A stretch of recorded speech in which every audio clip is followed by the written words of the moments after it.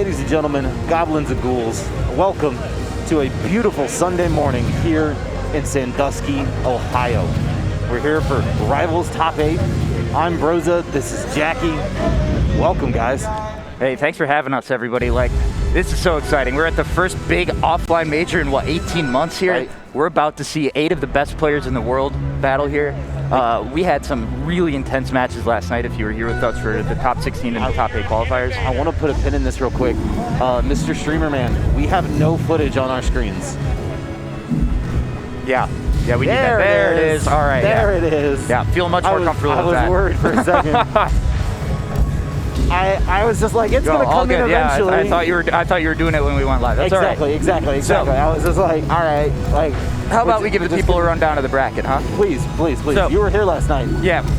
So we'll start you off with winner's side. We've got Cake Salt, best player in the world. He's sitting there up there at the top. He will be playing against Sego.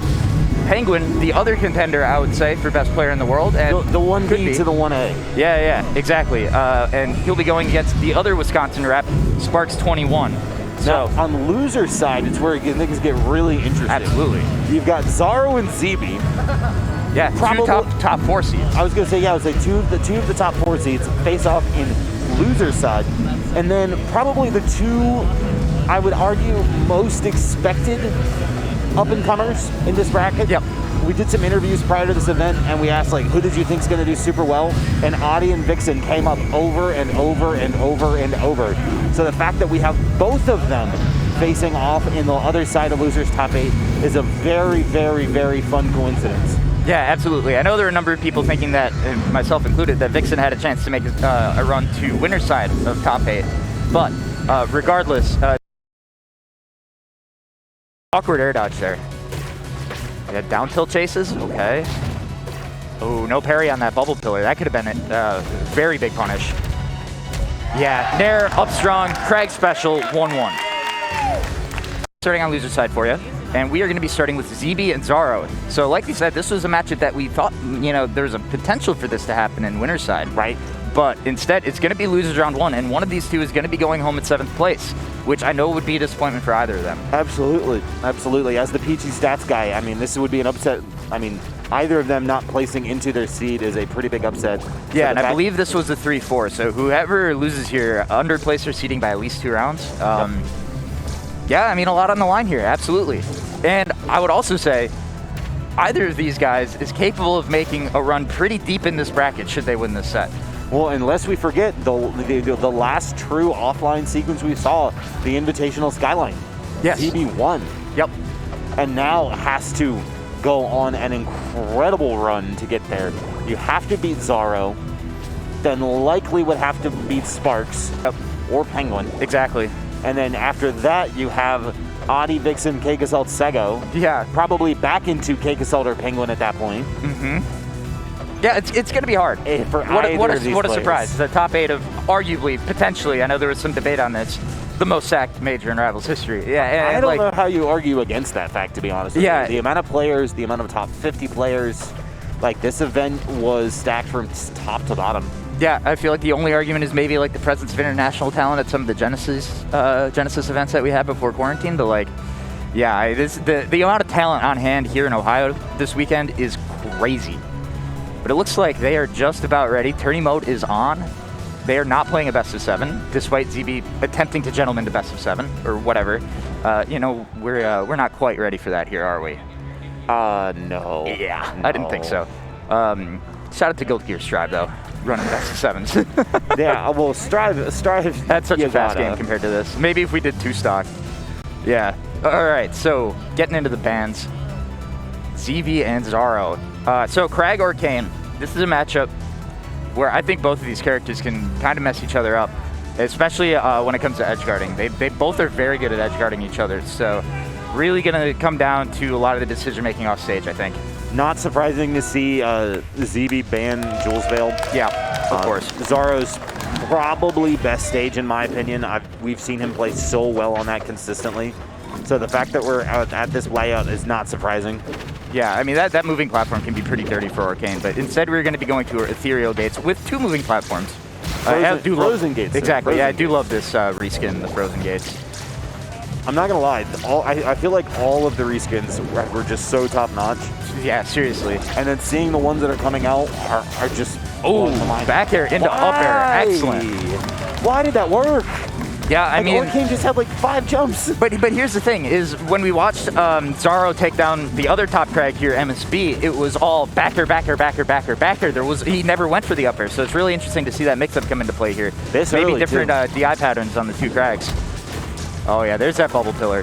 So this is one of the big things to watch for. You were doing these interviews yesterday, and what were those players most excited about coming back to offline? Parrying Orcane. Yep, Orcane bubbles, Orcane side B, Orcane either the neutral B or down B droplet, like all of these things from Orcane, fairly quick, really hard to react to online. Oh wow, great weight from Zibi.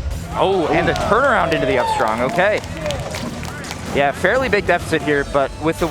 Smart. Oh, no tech, yeah. Oh, you can. No, that was tremendous spacing by Zaro to make sure that he broke the block. Exactly. You got to be really careful with that. I literally was in the process of giving Zibi his flowers for putting that rock there. Yep. And Zaro was like, no, I'm pruning the garden. We're good. Yep. Look out, though. We got some crag momentum coming at you. Oh, great stall. Great stall. Oh! What? It looked like the hurtbox shift on whatever move that Zaro threw out actually pushed him back into the up strong. I agree. And I love this last stock transformation here. This is so big. Yeah, Zibi kind of went for it all on the parry punish with the Nair, trying to DI mix, and instead he's off stage after not really getting anything off of it. Yeah, empty up B to get over, but he's still in disadvantage here. Big jab. Jabs out of it. Yep. Great okay, chase. Tremendous chase. That stall between jab 2 and 3 there was a really, like a good idea from Zibi, but Zaro more than ready to be cover for that. Man, after being down like a full stock, Zibi totally, this game is in reach. Nair, forward air, is that it? Okay, not quite yet. Yeah, gotta cover that puddle. Orcane always has that option. Yeah, bubble butt will break through that rock. Yeah, jump cancels on that neutral thrown rock. So scary, and he DIs in. Yeah, I can't tell if he was trying to roll out or what, but excellent coverage from Zaro. Gonna take a, honestly, shockingly close game 1 after the way that started. As the way that started, you are not kidding, Jackie. That was really Zaro's game to lose there for a good portion of it, and Zibi clawed his way back. This is really just telling that we're in for a hell of a set here. Hey, that's just crag momentum, man. You can never count this character out, especially for Zibi. All right, so this is the Zibi standard counter pick here. Air Armada, watch those spikes on that top platform. Zibi is fantastic at spacing that and mixing up so that the third spike either comes up on the platform like we saw earlier or comes down on the floor. Right. So, yeah, and you have to be able to mix that up or else that's just a free parry at this level, and that's a big punish if you get parried on top of that platform. Orcane with big time upwards hitting moves, you do not want to get hit up there by Orcane. No, I mean, especially on Air Armada, no less. You don't want to be hit by up air on any stage. Yep. But on this one, you're just like, oh man, I might just die. Yeah, it's a combination of a fairly low ceiling and one of the tallest platforms in the game, and that's it. This is exactly what Zibi is looking for in this stage. Every single time. Yep. Yeah, it's just... Oh, that puddle is in a bad spot. Yeah, exactly. There was almost like no mix-up that Zibi could have went for. He would have had to land on the puddle to go high. All right, yeah. More shenanigans on this platform. Look out! Oh, and he went for double fair instead. I think up air was a possibility that time. I don't know. Zaro looked like he was holding way out to avoid that. It just looked like Zibi had so much momentum. Regardless, still a big lead here. Although we should know better than that. What were you saying? Big lead? Yeah. Stocks? Stocks are even. There's no such thing as a lead. Oh, great Nair fair. Okay, that's a lead. Okay, jab stuff. Yeah, Crag is all improv on these early percent strings. Love to see it. Oh, Nair trades. Oh yeah, getting caught holding the rock. Tremendous DI. Okay. And Zaro's kind of at that spot right now where like he's comfortable if he gets this stock off now, but if he takes any more percent, it's tough sledding. Okay. Good. There's that sweet spot back there. Yeah, very clutch. And again, with these ceilings, it's always possible for Orcane. Ooh, awkward air dodge there. Yeah, down tilt chases, okay. Ooh, no parry on that bubble pillar. That could have been a very big punish. Yeah, Nair, up strong, Crag special, 1-1. And I love the fact that we have such a high energy crowd out here all morning. It doesn't do us justice with how these cameras are positioned, but this middle section is packed with people here bright and early for Rivals of Aether. Yeah, exactly. Player cans are a little awkwardly positioned to catch it, but yeah, definitely a lot of people. It's pretty loud behind us. So what are we thinking for stages? Yeah, Zibi gonna instantly ban the lowest ceiling in the game. Makes sense. Gonna ban Fire Capital up there in the top left. Probably the campiest stage in the game. Makes sense given Crag's lack of speed. And it's interesting too because we have four bans. Well, no. That's only for best of 3 sets. It's back to 3 bans for best of 5 here. That's correct. So, rock wall it's gonna be. Always dangerous against Crag with his fair trains, but I was gonna say this is a double-edged sword potentially for Zaro. But the thing is, you've got the fair trains for Crag, but the back air trains for Orcane as well, though. Exactly, yeah. And we saw this stage in the Zaro MSP set, and it was just back air, back air, back air, back air, back air. So, oh, the forward strong, yeah, not quite yet. That is it, though. Yep, and that's like a no-risk falling back there with the pillar down there, especially. The pillar down there where the puddle was, yeah, I mean, that was just... And a big-time start to the second stock already. Down tilt chases, yeah. That down tilt is just such a good neutral tool. It's ridiculous. All right, great DI by Zibi. Yeah, double rock. Okay. There. Ooh, tremendous boost off the ledge there. Needed all of that momentum to catch that forwarder. Yeah, nice quick ledge dash too. Zaro was actually talking about that in friendlies before they started playing, that he has a hard time covering that option. All right, there's the up strong though off the parry. No slide necessary, easy punish for Arcane. And it's honestly been one of the most unique things we've seen come out of quarantine. It's just how relevant you see these ledge dashes are now. Yeah, definitely. Like, you just have to be able to play like that, or else you will get edge guarded over and over and over. Yeah, bubbles, bubbles. Especially in a matchup like this, too. There, oh yeah, trying to chase it down. Zaro can be aggressive in this spot, though. There's no reason not to. You've got a full stock lead. You're probably one good hit away from killing Crag. Yeah, that might have been a little bit much, so now we're on even stocks. All of a sudden, Jackie. I'm scared. I'm terrified. Careful, SpongeBob. And look at that slide off rock pull, too, from Zibi. So good. Oh, great parry. All right, is this how it starts? All right, Zeebs, what you got? Oh, just barely. That jab missing. There's a slight back hit on jab, so that very easily could have caught. Down smash, yeah. That move is so fast. Really hard to get the DI in. Frame 7. Yeah. Frame 7. That move is perfect in every way. And got nerfed, by the way. Nerfed to frame 7. Yes. Yes.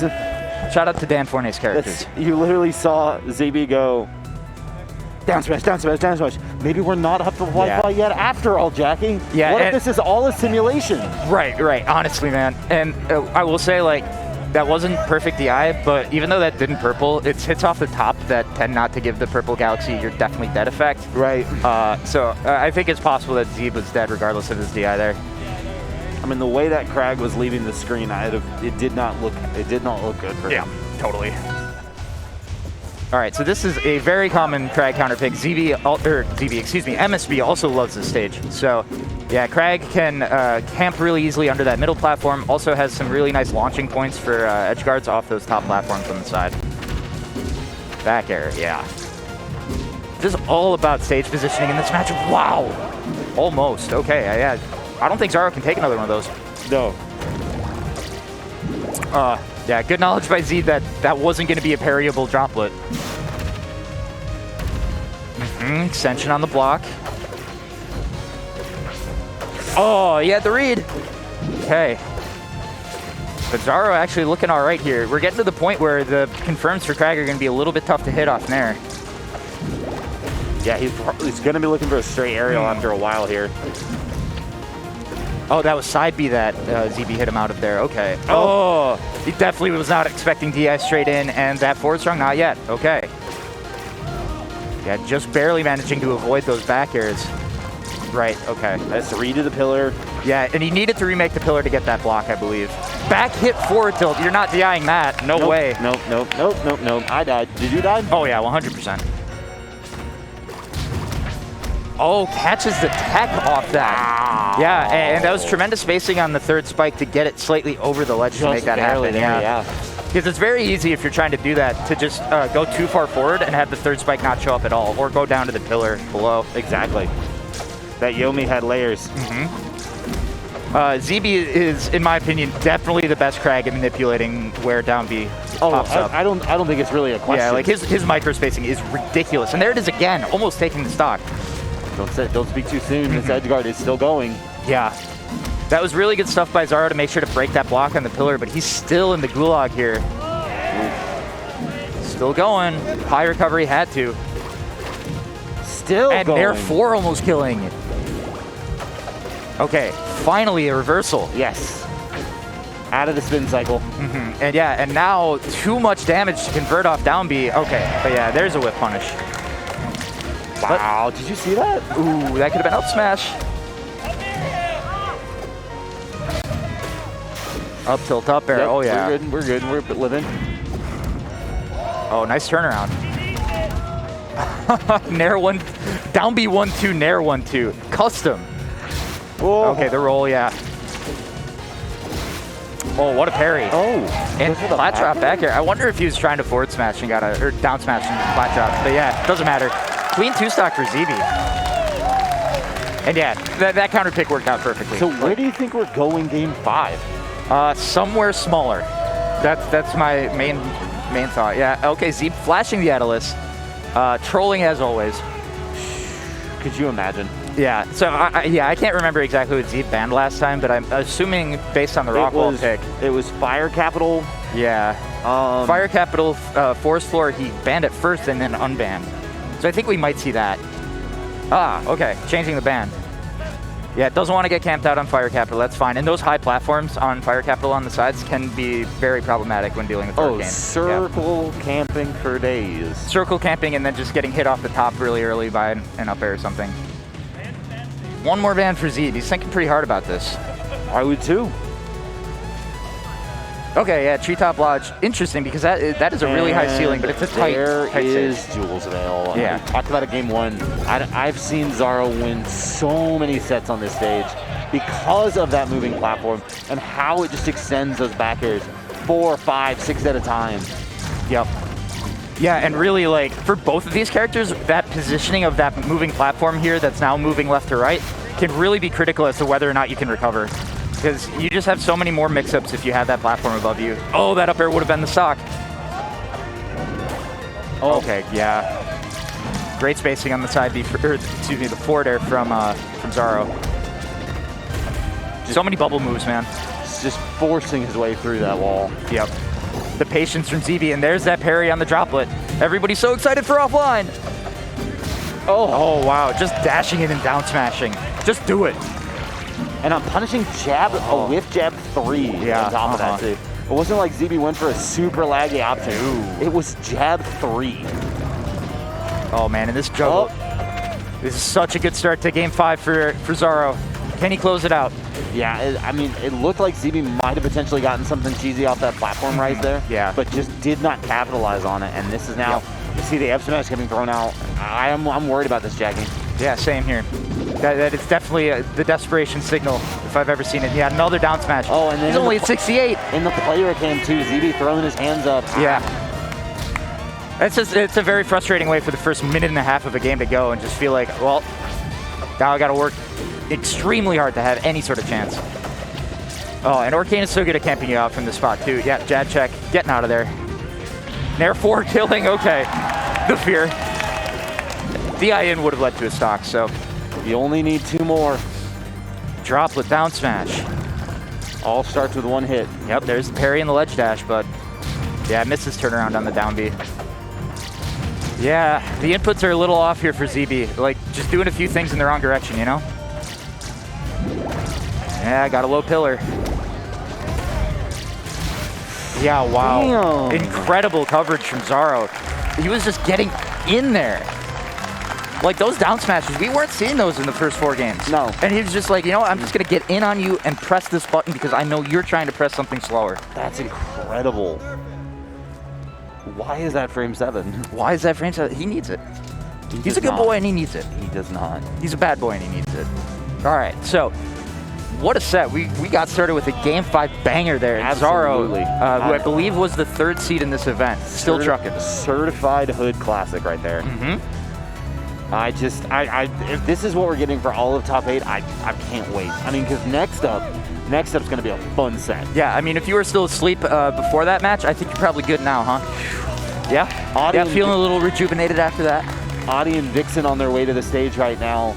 I'm so excited because watching Audie warm up earlier, yeah, he's looking great. Yeah, Audie was giving people a hands back here for sure. And the way that Vixen has played all weekend, they're looking great. Although that's kind of misleading because every time Audie wasn't giving somebody the hands, he paused out and restarted the game. So I like that though. That's a good strat. It's a mental reset. That's a good strat. you can't possibly lose. So I'm curious who we're going to see from Vixen because I've known Vixen for years in this game for their Sylvanos. Yep. But it was the Ori that did the most damage last night, for sure. I personally would like to see the Flower Doggo. Yeah. I mean, Sylvanos is really exciting to see. We don't see a whole lot of it. I don't think I saw any of it on stream in my block yesterday. No. So, however, I think Ori is clearly the better character, unfortunately, for anybody who wants to see the weird plant dog. So, and okay. Sure. And we will be taking a look at that as soon as we come back from these trailers. Take a look, guys. If he really wants to overcommit right here, he's not going to be tech rolling in as Mars tries to look for that a lot. He is going low this time around. Oh my God! Time trying to get himself back in the game. The back door. Oh! Oh! Oh! He got. Oh! Cancel. Oh! My God! You blew. Yeah, success. Forms, I think they're going to take it. Yeah, absolutely. So, but Ori, if anybody can match the platform movement that Zetter has, it's this character. It's Ori. So you're going to see a lot of moves here if you are mainly a Smash fan here on Ori that might remind you of Captain Falcon, which is pretty funny to me because, you know, aesthetically there's not a whole lot to match there. And Vixen, they just went a little bit too low, and I think they had a chance. I was just like, man, that's... Oh, big hits. But the funny thing is, we actually saw quite a few SDs from Vixen in their loser sets last night, and they still won. So, you know, can't count them out by any means here, but this is a strong start for Audie, regardless of the SD. Yeah, and just like, these two characters actually can play a little bit of zoning games with their projectiles, both their side Bs, the fireball and the light grenade. Oh, rough DI in that down strong. Well, it's looking like they sound like they were charging up a smash attack too, yeah, so the stick was being held somewhere. Bye! Wow, great chase. Recognizing the DI to center and just catching that up strong. Back here, that's a tough spot. Yeah, good recovery there. Ooh, interesting trying to get the sign tap into the up strong. So, yeah, that little ball that follows Ori can throw out some basically like, they're almost like Falco lasers. They just kind of hold you in place there, right? Lock you in place. Yeah, that bash, maybe, like, the game is suggesting there was a way to DI that. I am questioning the game there. Yeah, whoa. And same with that one. I don't think there was much that Vixen could have done to survive that one. Wow, what an explosive game one for Audie. See, this is why I was kind of, what?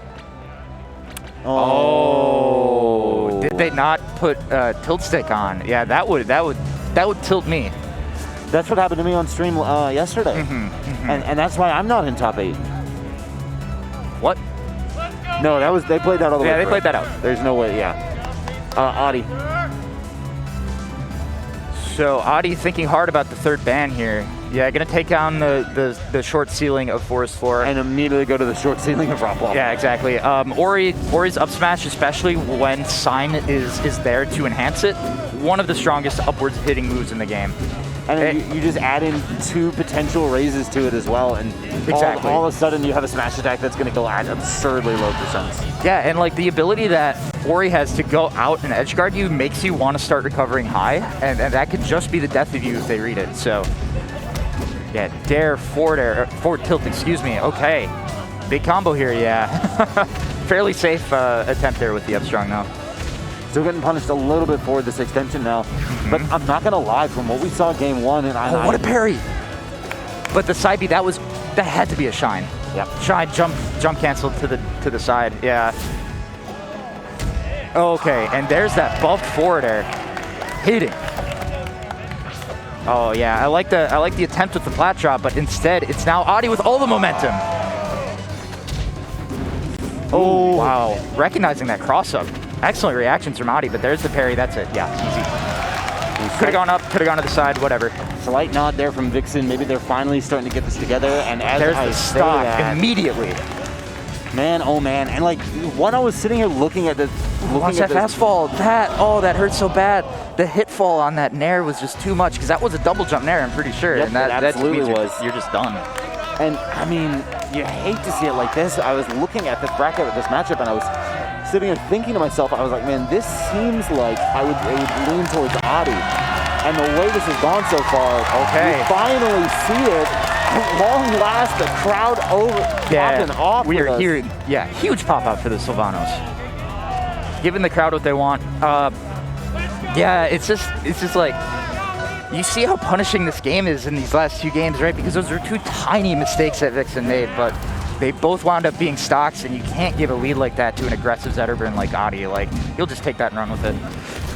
So Sylvanas' whole deal is like stage control. As Sylvanas runs on the ground, this grass gets planted, and there's a bunch of the special moves will get powered up by that. Also, up air will just kill you off the top like that.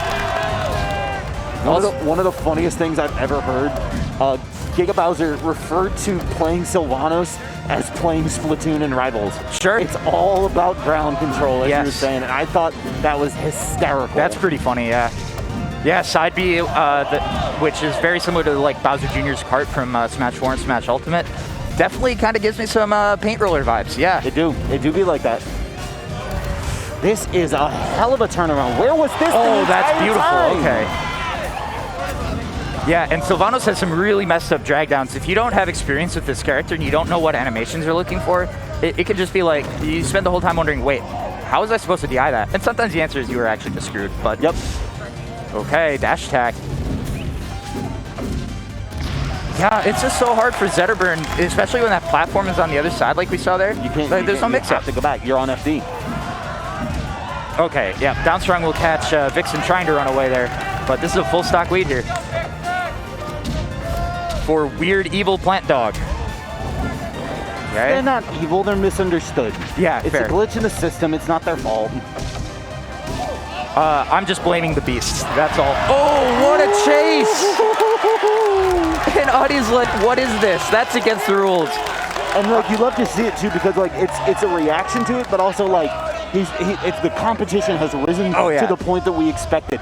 This is the Vixen we expected to see here on Sunday, and I'm so glad we're getting a chance to see this.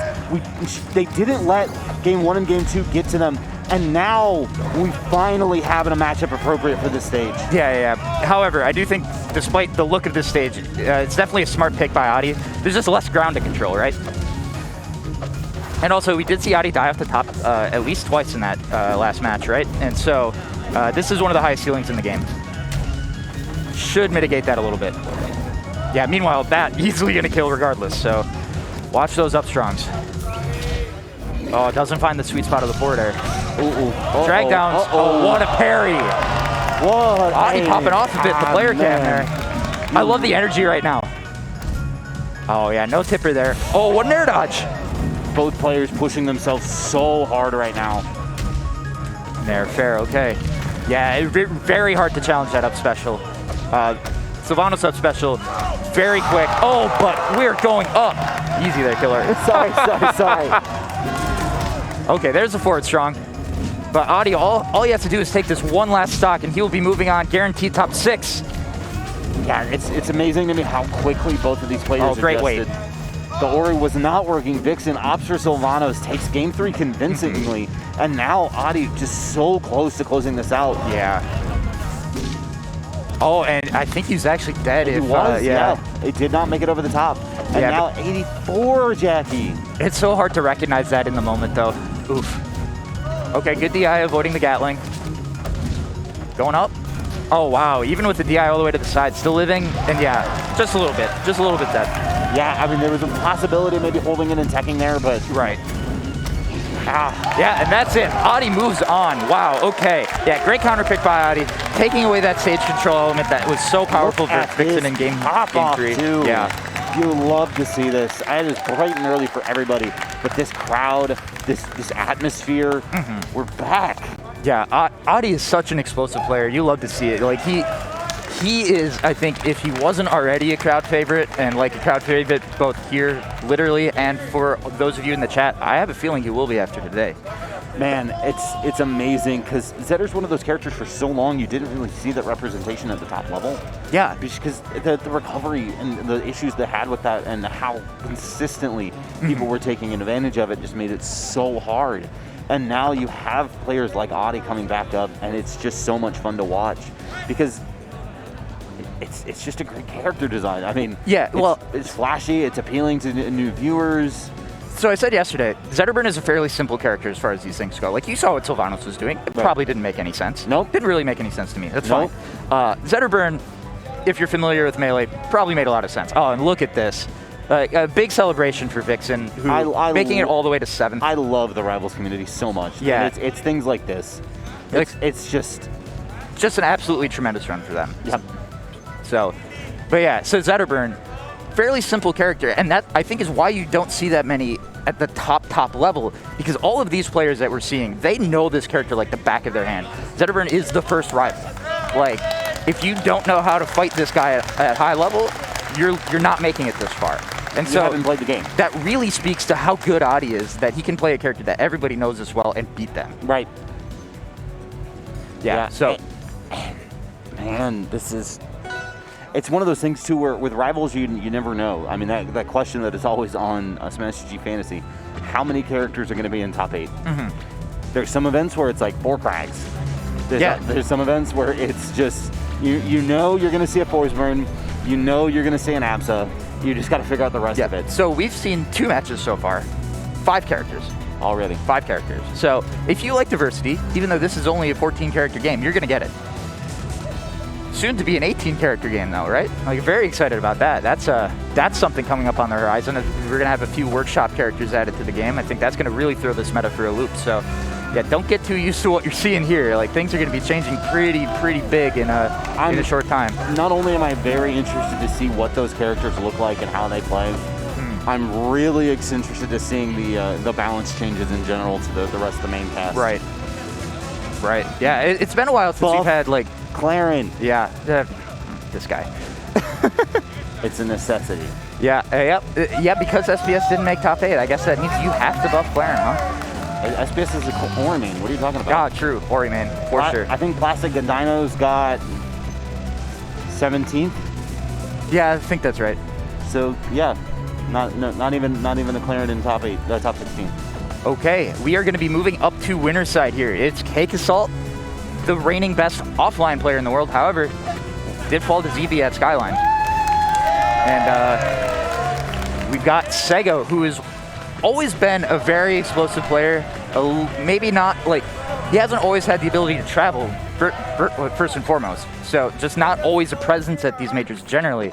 But, like, has had some really big time results. Top 8 at Smash and Splash 5. I believe top 8 at Frostbite 2020. Right. So definitely has been showing that he can play with the best players in the world. And this is the classic, having to restart Rivals for controllers. I was gonna say this is how you know this has been a good event. 2 sets in is our first Rivals reset. Yeah, no, that's great. We're very happy about this. What were they showing there? The milestone system. Oh yeah. They unlocked Swampy Estuary, and that's the only thing they've unlocked. Oh, huge. Big time. So, as mentioned, as you were saying, we are definitely going to be seeing the Forsburn from Cake Salt. And I'm curious what we're going to be seeing from Sego, because there are a couple options here. We mostly saw the Shovel Knight yesterday. However, he's got an Eliana, he's got a Crag, so we could be seeing either of those. But yeah, it looks like it will be the Shovel Knight to start out. And this is a character that has gone through quite a few balance changes himself. You know, like you were talking with those workshop characters. Shovel Knight kind of feeling like a workshop character these days. They made this character very strong. Yes, they did. It's crazy to me. We had the Yacht Club bounty for so long. Yeah, exactly. And then the bounty finally ran out, and then they're like, all right, now we're going to make Shovel Knight good. So Shovel Knight has a fascinating character design for those unfamiliar. Yep. When Shovel Knight hits you, gems will pop out. As he collects those gems, he picks up money that he can use to purchase better moves and like attributes, I guess you could say, right, from the shop. the shop that he opens by taunting and pulling out a chest, which you'll recognize all these aesthetic things if you played Shovel Knight before. Now, from what I remember, Sego typically goes for the momentum mail. Correct. Yep. And so what effectively that's going to do is, if you've ever seen Melee or P+ Luigi and how much they slide and how much their ground elasticity increases, that's going to be a big thing, especially when you're trying to run away and avoid the scariest player in the world. Yep. Yeah, Sego's preferred route in the sets that I casted yesterday was certainly first by the momentum mail, and then after that by the ghost gloves, which are basically like Falco lasers. But yeah, also, what I think is one of the most fascinating things about this character is the like aerial jab, essentially, that, yeah, well, there's that one, but also the forward air. Oh, and the double up air is going to take it, yeah. That, I think, is one of the big things that makes Shovel Knight such a force in this meta now. Like, it used to be that Shovel Knight was only good after you bought stuff. Right. Now Shovel Knight, base Shovel Knight can definitely hang with the cast, and if you let him get set up, then it's a problem. And look at this lead. Oh, the patience! Just sitting there and digging. He's looking like Steve over here. I'm good, I don't need to move. Well, it's interesting you say that too, because I think it's very similar when you think about the fact that how Steve has to buy these, mine these ores. Exactly, yeah. Has to get these gems. Yeah, and so one of the things with these gems is they can be collected by the other player. The other player can't do anything with them, but they can deny the opponent. But wow, look at this, 3 stocks to 1. Okay, man, Sego looks on point this morning. Not easy to do. Okay, yeah, trying to charge that side B, but yeah, there's a back air off the top, and that's a really tough DI mix right there. Yeah, that high up, you're almost always dead regardless. Yep. Yep, Forsburn back air, basically just Falco knee but a sword. Falcon knee but a sword. Yeah, imagine if Falco had knee. That'd be great. Now, it's interesting to me that Cake went and actually got all the smoke up for Combust and then immediately made the super clone. I figured he would hold on to it for a little bit. But yeah, sure. Oh yeah, also we didn't call it out, but Sego did buy the momentum mail. You can see that with that little icon in the top right of his stock. It's like percent, his HUD, whatever you want to call it. Okay. Let me tell you, empty inhale might be one of the coolest movement options in the game. Yeah, seriously. Okay, look at this up tilt chain though. Oh yeah, great parry there. Yeah, that up tilt can really cover that entire platform, and Cake just bravely just going up and saying, no, I'm just going to parry. But yeah, the Ghost Glove's online now for Sego, and with the movement that he has from the momentum mail, it's just so powerful, the ground control that you have with the short hop Ghost Glove. Like that, yeah. Okay, tremendous parry. Is Cake going to bring this back? Jackie, I was just about to say that. I don't feel good right now from Sego. We've let the simulation get too much power. Mm-hmm. We're inside the Matrix. Yeah, and we are even. The problem is, I do think that Shovel Knight is closer to a kill, but this is Cake Assault we're talking about. Never mind. Look at that pop-up. Look at that energy. Imagine thinking you have a lead against this guy. That's ridiculous. You really can't play like that. A full 3-stock comeback. Full 3-stock comeback. And Sego just...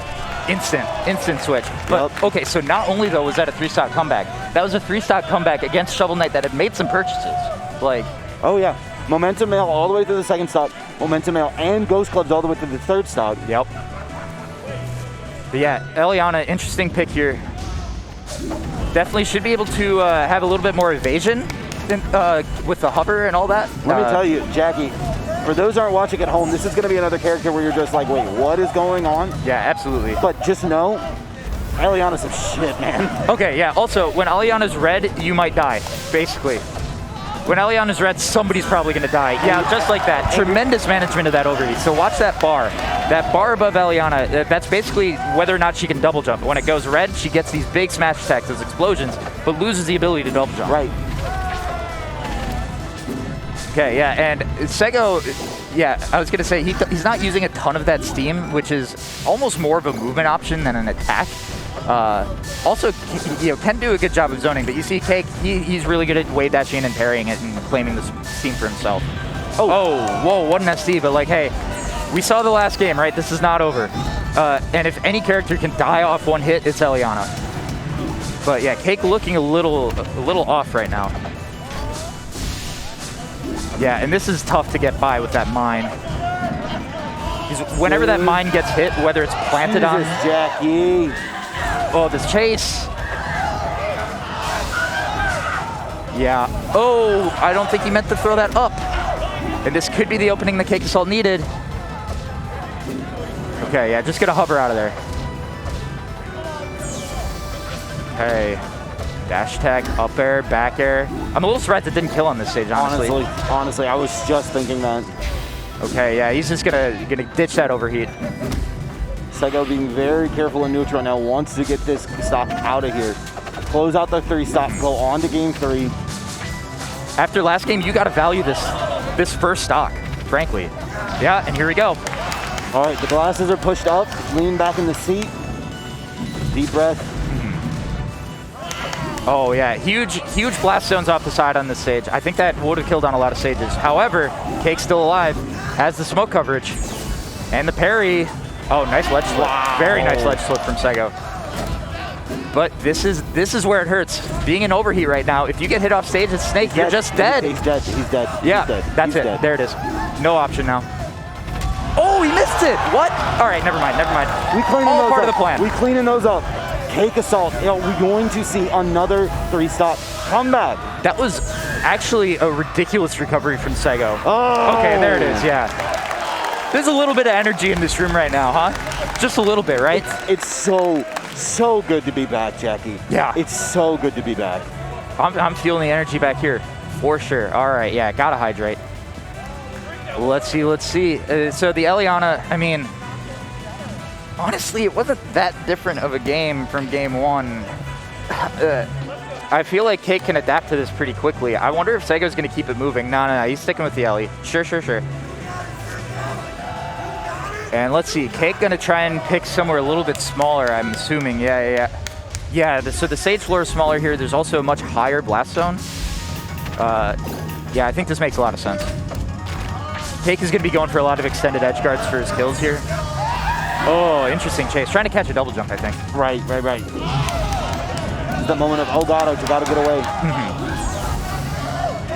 Okay. Yeah, we got those techs. Got a wall jump still. Okay. Took some damage, but Cake's still alive. Has to be okay with that. Just the early momentum. The early momentum in every single game. Unreal for Sego right now. Oh yeah, trying to bait out that parry. Successfully does, but misses the missile. Okay. Yeah, and watch that missile marker off screen, by the way. It's still active, even if it's in the blast zone. Jackie, it's so wild. If you just showed me the first 2 minutes of every game, I would assume that Sego has quick work. Looking at the first 2 minutes of these games, I might suggest that Sego is one of the best players in the world, you know? Okay. Oh, the walk forward parry. Are you serious right now? Who does that? Insane. Oh yeah, missile very easy. There's nothing you can do. So again, same exact situation as the last 2 games, so not gonna predict anything. Let's just see if Cake can get it together. Oh, awkward angle. Yeah. Wasn't expecting a sour bear, I don't think. Yeah, great weight, incredible weight. Yeah, and only sitting at 37. You better get some damage on this stock, Sego. Oh, okay. Yep. Jesus. What a punish. Oh, but the reversal. Oh man, I'm surprised that that teleport didn't hit Sego or the parry. Up air. Yep. Missile forward smash, incredible. Sego goes up 2-1. Do we see a character change from Cake?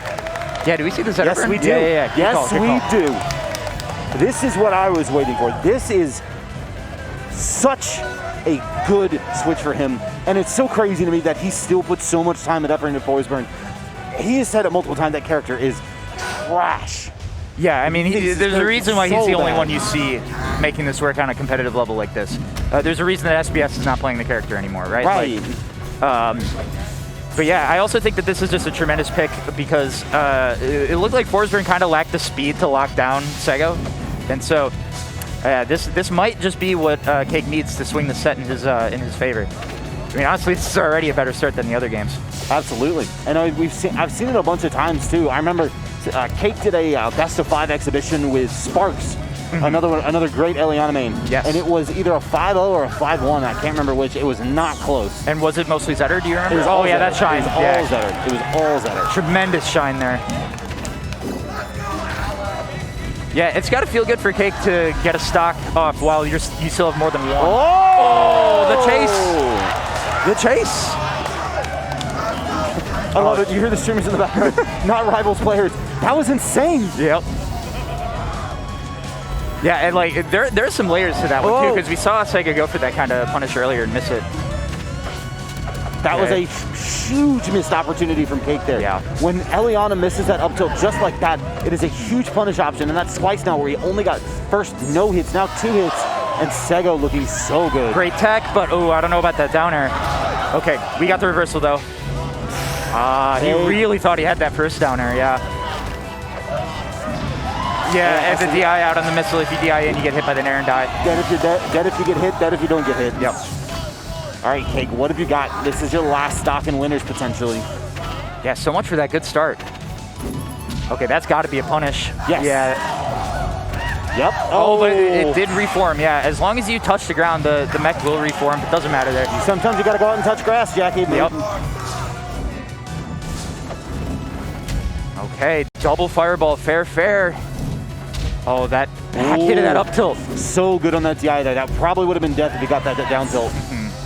Okay, watch that. Are you dead? That mine is a problem. Dead? Okay. Wow, the fireball, not yet. And man, anytime Eliana's alive, she's capable of taking it on the very next hit. Yeah, you see this patience for both players. Trying to figure out neutral. Parry, up strong, goodbye. Game 5. And look at that. Look at that. God, Cake Assault. So good to see you offline. I really thought we might see the switch back to Shovel Knight after that. No. Not a chance though, huh? No, absolutely not. Yeah, I think Sega was too close to taking that last game. Not to mention Shovel Knight. Ooh, Shovel Knight Zetter is not a good time for Shovel Knight. What are we thinking here? Lots to think about. Lots to consider. Jules Vale? Eliana's home. I don't know, Jackie. Eliana's home, but Zetter has gentrified the neighborhood. This character's so good on this stage. Yeah, it's got to be a comfort thing for Sego, because we've seen him do some work on this stage this weekend. So. Yeah, but my fear is Zetter. Normally, when you're above a character, you're in a situation of disadvantage. Zetter on that moving platform is a problem. Really terrifying with like drop down nair, drop down fair, tons of options. Drop down nair, drop down fair, shine up smash. Okay, but anytime that missile is on the opponent, Eliana's in a pretty good spot here. Okay, yes, somehow still living. Oh, just barely rolling away from the forward smash. The parry at least clearing the mind for Cake. Yeah, there's the forward strong. I'm sorry. I think this is over already. Cake Assault already hit it. Look out. Never mind. Oh, no. You see Cake Assault start going for those forward smashes, start really getting an understanding of what the player's doing. The OS tag is there for a reason. Yeah. This man playing on an operating system. This is a computer behind those glasses. Okay. Yeah, big opportunity here with Zetterburn off stage. Great grab. Forward smash. Oh, okay, yeah. Good aggression from Cake Assault, getting back with that high up B. Sego, what are you doing with those F tilts? Yeah, you got to be so careful with that. Great parry, shine. Oh, yeah, you see the head shake, yeah. I wonder if he didn't expect to cross up there. Oh, and then he didn't get the shine that time. Yep. It's a little, slightly bit shaky for Cake Assault, especially by his standards. Great DI from Sego, okay. Can't do anything about that. Man, 3 up smashes don't work. Why don't I hit tipper up air? Yep. Oh, all right, and this is potentially dangerous with Eliana in overheat. Look out. Yeah, still going. Yeah, we've really only seen a couple of snake games so far. Yeah, there's just no way to get out of disadvantage right now. Going up. All the way And Cake takes up. it, the pop-off. All the way up. Every single set we've seen these pop-offs. I am here for this energy right now, Jackie. We've been waiting for this for so long, man. Everybody here, but especially these guys on the stage. I can't imagine how bad you missed that. Because, Cake played through the online era a little bit, right? But you can tell it's not the same level of passion. He existed. It's not the same level of passion. Not existed. anywhere close. Yeah. Cake Assault was there. And like so we do these player reviews, right? Yeah. We have. I should have put them up already. They're gonna go up. I asked everybody. The first question is, what are you looking forward to the most? Cake and Penguin said parrying Orcane offline, but more than anything, Cake was like, I'm ready to be offline. I didn't have the motivation. I didn't want to play. Yeah. I played Melee. I focused on other things, which congrats to Cake. PR'd in his region now in Melee as well. Oh, yeah. Like, what a monster. he's also a pretty strong ultimate player. He's taking a backseat on that. Yeah. 25th in Melee dubs this weekend with Zibi. Yo. But watching Cake in his element, switching to Zetter mid-set like that, the pop-off, the play, we're not even at peak level yet. He's missing those shine upstrons, but we're starting to see that momentum, that movement from him again, and I cannot wait for what we are probably, not to discredit what's coming up next, but probably going to see our first offline Cake Assault Penguin set since Genesis 2020.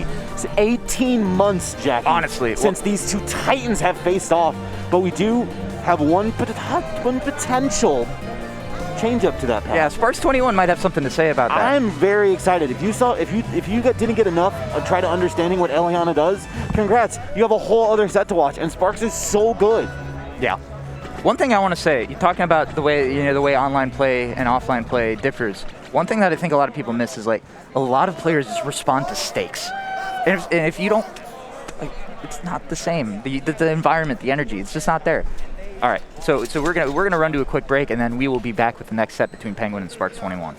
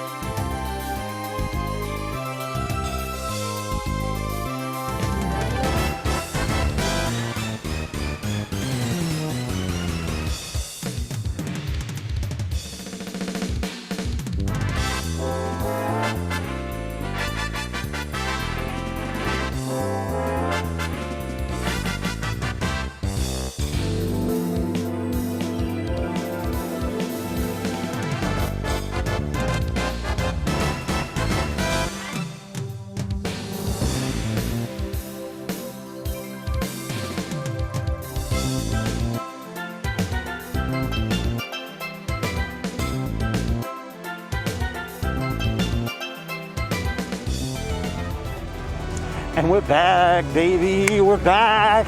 Top 8's going on. We love being offline. Oh, it feels so good. It feels so good. Because, I mean, it's not just for the players. It's for the commentators, too. We're important. We matter. It's really about me. Absolutely. We're back. Yeah. We're here together. We're sitting side by side, and I'm not looking into a freaking webcam for 3 hours. And we're not trying lagging not on to Discord. talk over you the entire time. When we shout over each other now, it's organic. It's great. Yep.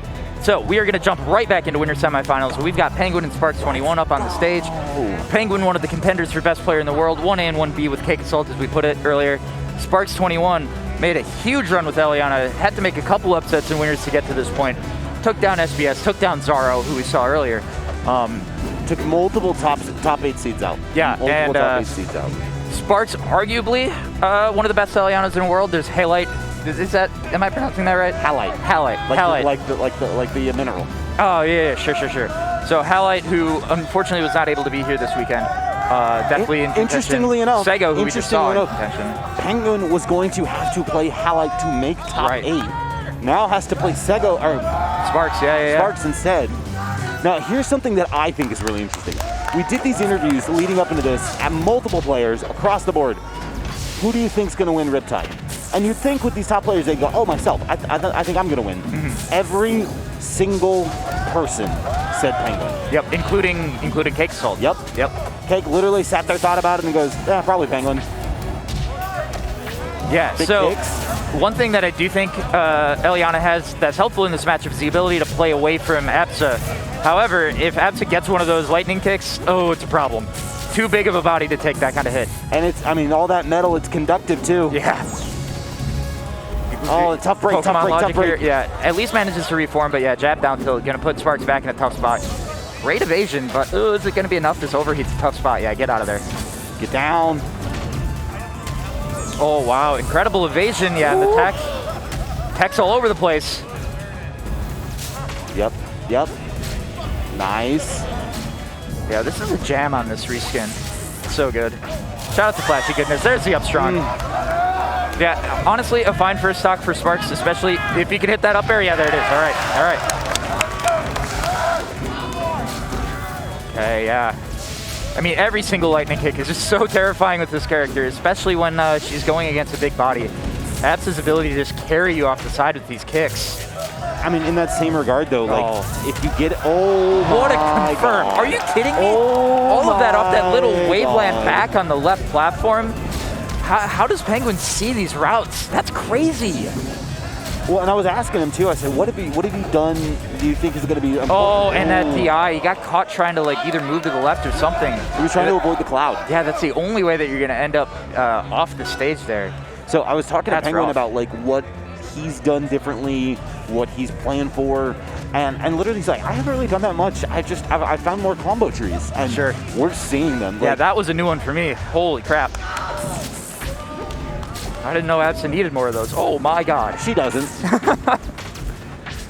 Yeah, like having played against Penguin, it's just like, even having played against Cake, I don't think anybody in the world is better at making you feel like there's no good option. Hopeless. Yeah, whereas like Penguin is literally the Thanos of rivals. Oh wow, double backer, yeah. Yeah, so the way I would put it is like, Cake beats you straight up, he beats the decisions that you make.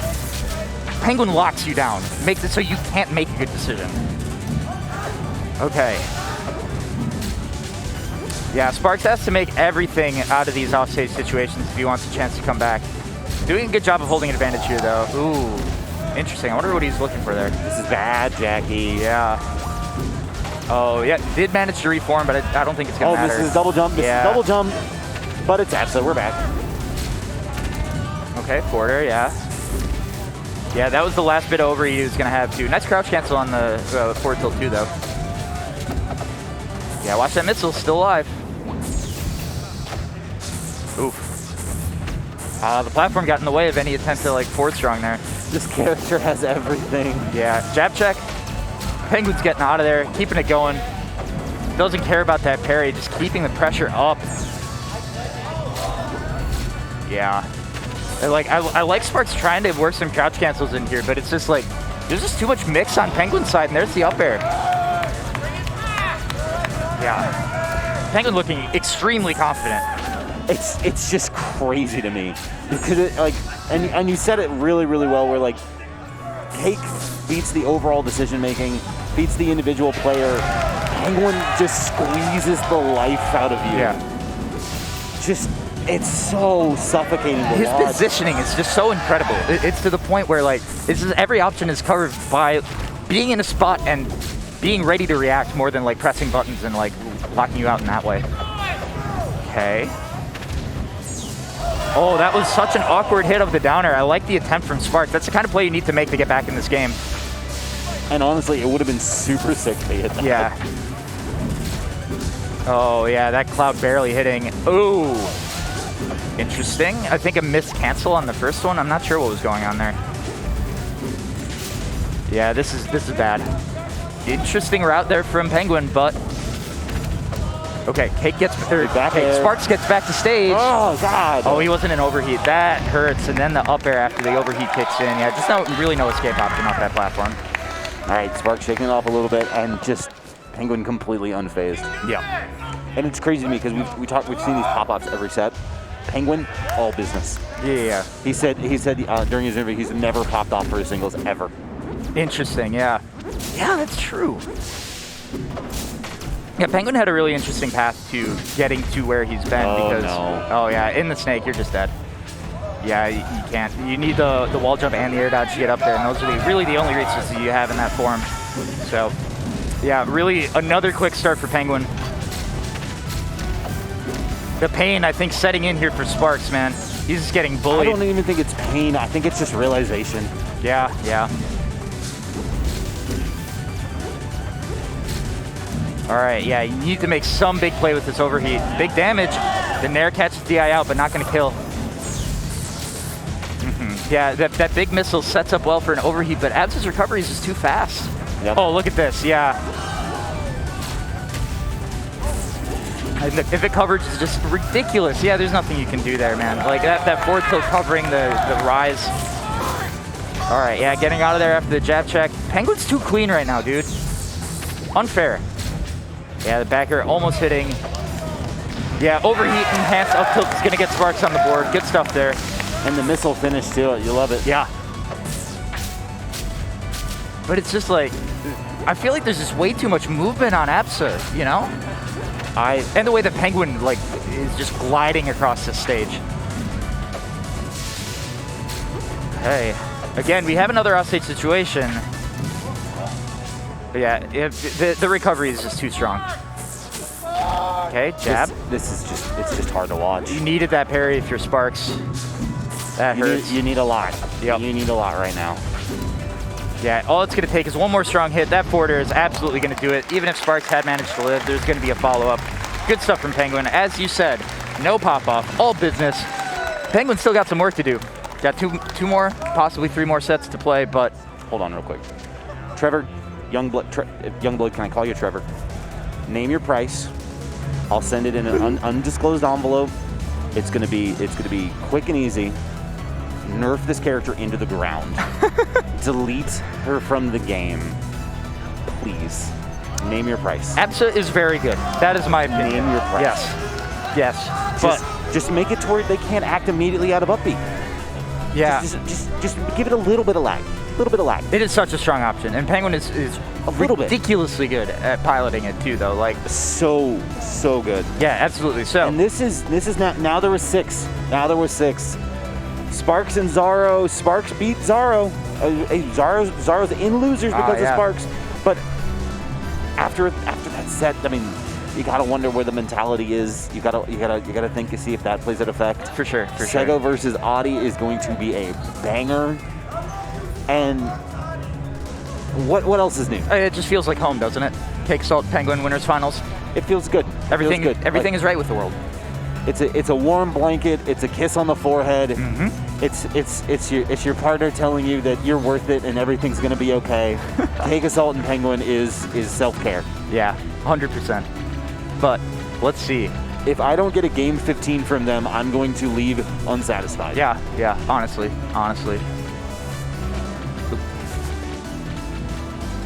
So I think we're gonna have Sego and Audi first. Is that correct? Yes. Yep. All right, great. Gotta give Sparks a chance to regain their composure. Yeah, totally. So for Sego, yeah, I was curious who it was going to be to start here. It's going to be the Eliana, no Shovel Knight. And as you were saying, Shovel Knight can get rushed down a little bit by Zetterburn. Yeah, it makes it a little bit tough to build up the resources that you need. I'm gonna keep it a buck. I think if Sego had went Eliana the entire set, we'd be looking at this a very different bracket right now.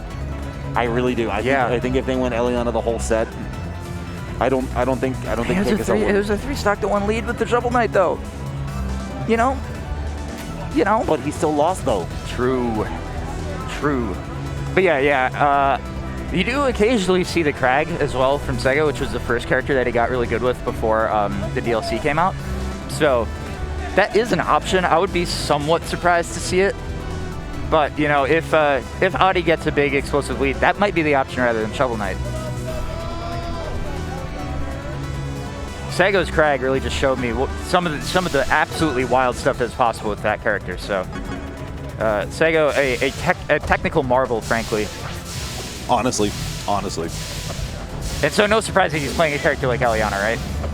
All right, he's gonna break the Steam setup with these clouds. I'm scared.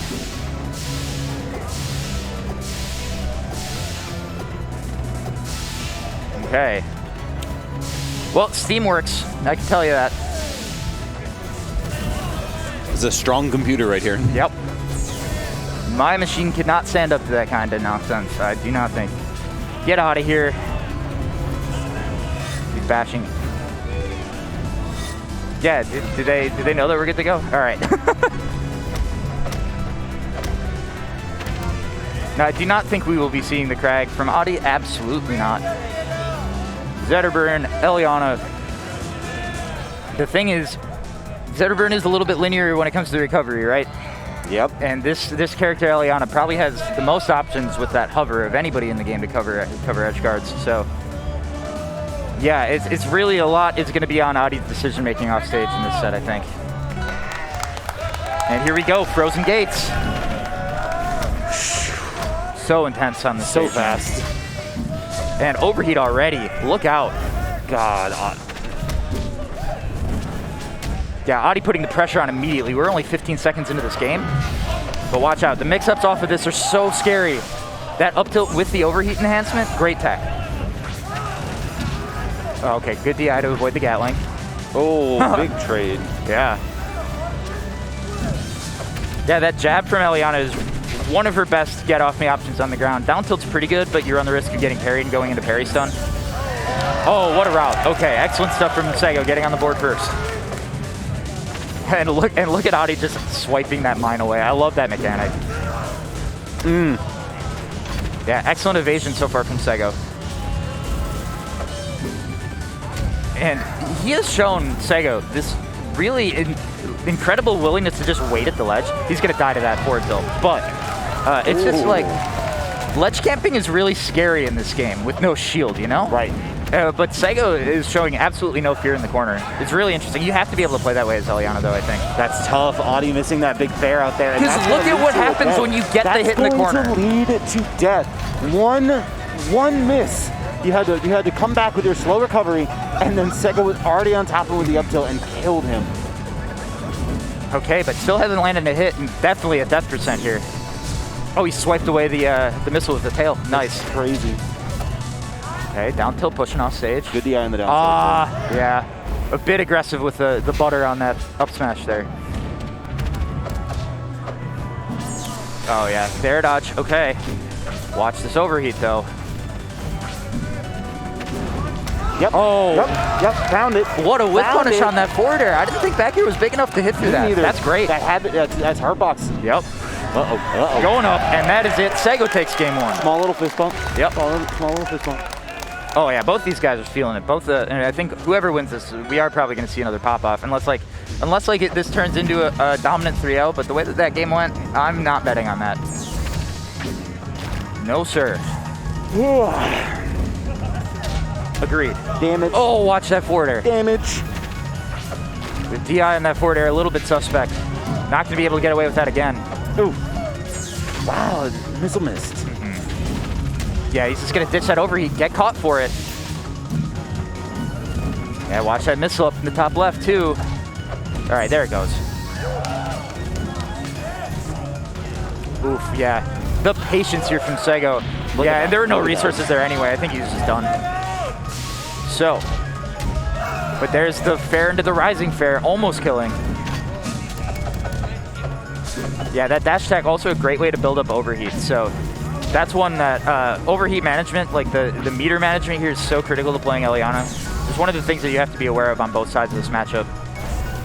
Okay, yeah, looking for that up tilt. Yep. Great punish, though. You can't let him get away with that again. Yeah, and that's one of the things, too, where, like, Eliana just has some of these moves where if they miss, it's almost always a guaranteed stock. Huge, huge up tilt. Getting caught by that up tilt in the corner, it's not like the guaranteed mix-up that it was before a recent patch that like it gave you a little bit of you know, wiggle room with the eye and all that. Right. But it's still just really devastating to get hit by that in the corner. Well, and you saw how much meter he burned with it too. Like that was so good.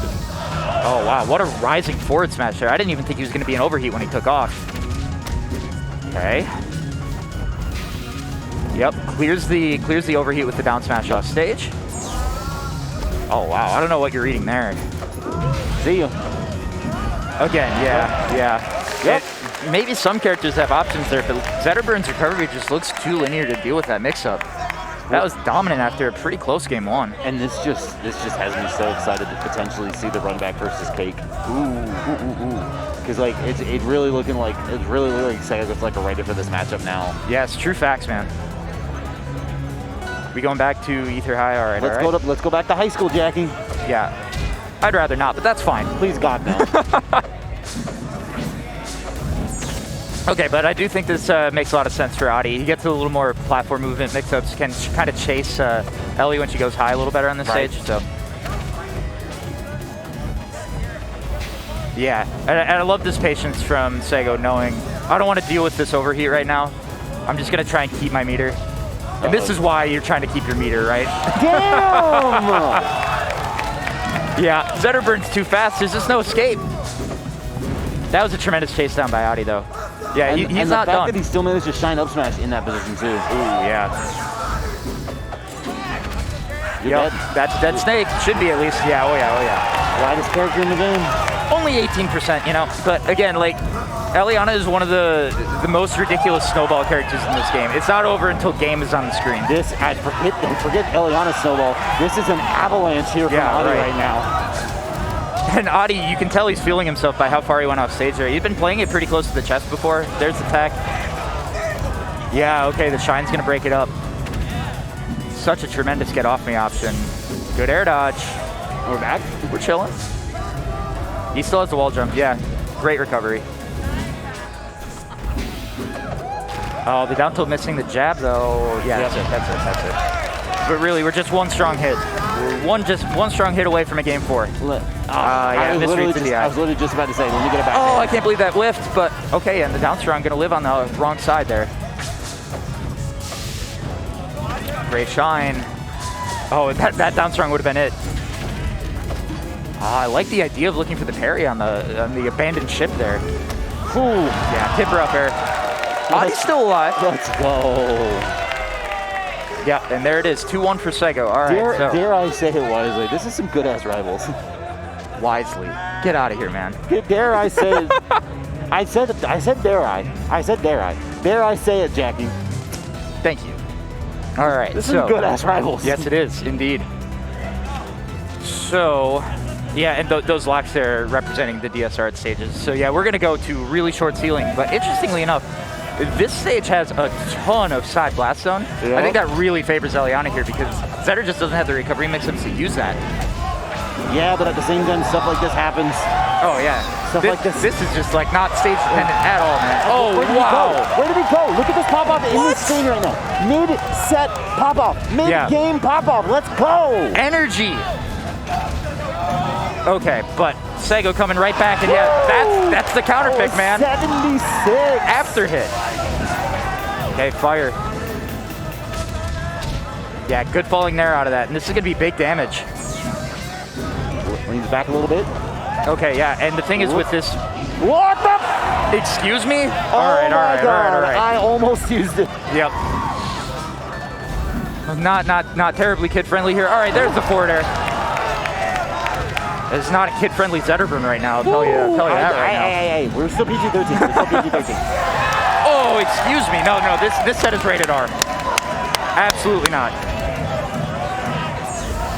Forward air. Oh god, that was almost a set. You're dead. This is so scary. Yeah, tremendous tech. Still alive, but anytime you're still dealing with this ledge situation against Ellie, it's so terrifying. Oh, right back at you. Wow, that up tilt.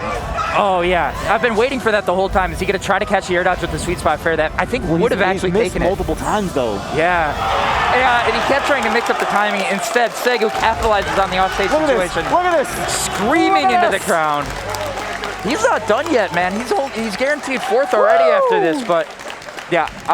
Oh man, Sego is just absolutely making a run here at this tournament. Ridiculous stuff. This is so good. That hurts for Adi because he really, really did start to figure it out game 3 and on. He was playing fantastically in that 4th game, and it was really just like so good. Yeah, it felt like he needed to make that play off stage. We were cycling through so many different options after those sour spot fairs off stage, right? And Sego just did such a good job of mixing up because had he picked the same option twice there, he was going to lose the stock really early. I wanna point this out. It was either game 1 or game 2 where this exact same kind of edge guard sequence happened, where I think it was Frozen Fortress, where Audi went out there, hit fair, weak fair into hard strong fair, and then went out to try to hit the fair on the air dodge. Yeah, missed it both times, and then first time he came back with the down B. Sego was already there up tilt and went in near missile. This time misses the down B onto the stage, goes low and still dies for it. Yeah, it's one of those things where he tried to overextend his pressure just a little bit, and it cost him for it. Yeah, and I mean, so difficult.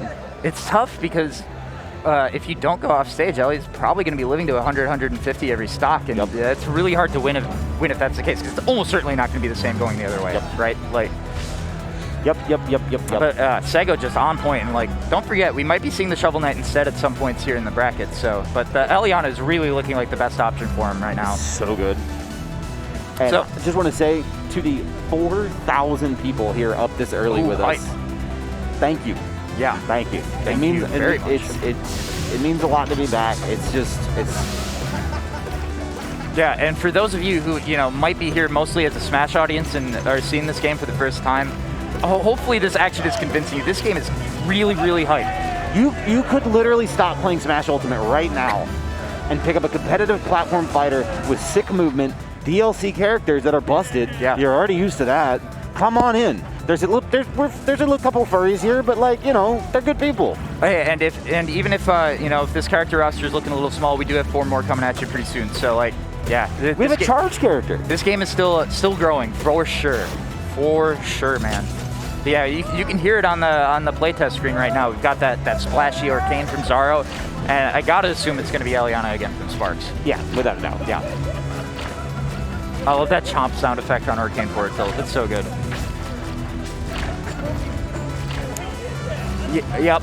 So losers quarterfinals, Sparks 21 and Zaro. So like we said, this is a run back from winners side, which I believe was around before winners quarters. Winners. I believe that it would technically be winners top 24, I guess. Yep. And so that was a bit of a surprise. I believe that was still in best of 5 territory though. I think. Yeah. So it's not like that was just Sparks squeaking through in a close best of 3 or anything. That was a very real set right there. So yeah, it's gonna be fascinating to see. Orcane has so much power, and Eliana being a character that loves to be in the air. That makes you susceptible to dying really, really early off the top to up air, up smash, up B. All of those ridiculous upwards hitting moves from Orcane. So, but that said, man, the ability of Eliana to just be literally anywhere on the screen. Get out of here, man. The ability from Eliana to just be anywhere on the screen can be a problem for Orcane. He's not the most mobile character, I would say. No. I mean, I think it's interesting, right? So I think on paper this should be good for Eliana, but the problem is that Orcane's combo tree and combo routes, I feel like are a little. Oh. Yes, let's go. We love down tilt. It's easy to complain about down smash, right? That's the move that everybody loves to complain about. But look at that thing. What is end lag? Never heard of it. Oh, yeah, no, he's not going to play Gold Arcane. No. Zaro's not about that life. Let's see. So, yeah, and also, remember, Zaro was #1 in the last online rankings. Right, and has been a phenomenal, and that's kind of the crazy thing. It's like there's normally a little bit of transition time when a true online player in Rivals comes to their first offline events. When I tell you that Zaro hit the ground running and immediately was like, I am a contender for #1 in the world. See me in bracket. Yeah, right, of course. And saying that about Zaro being #1 in the online scene, like Zaro was at the very least like top 5 for most of like the last year of offline Rivals competition or so. He was in grand finals of Genesis. Yeah, exactly. So it's certainly not just an online player, but yeah.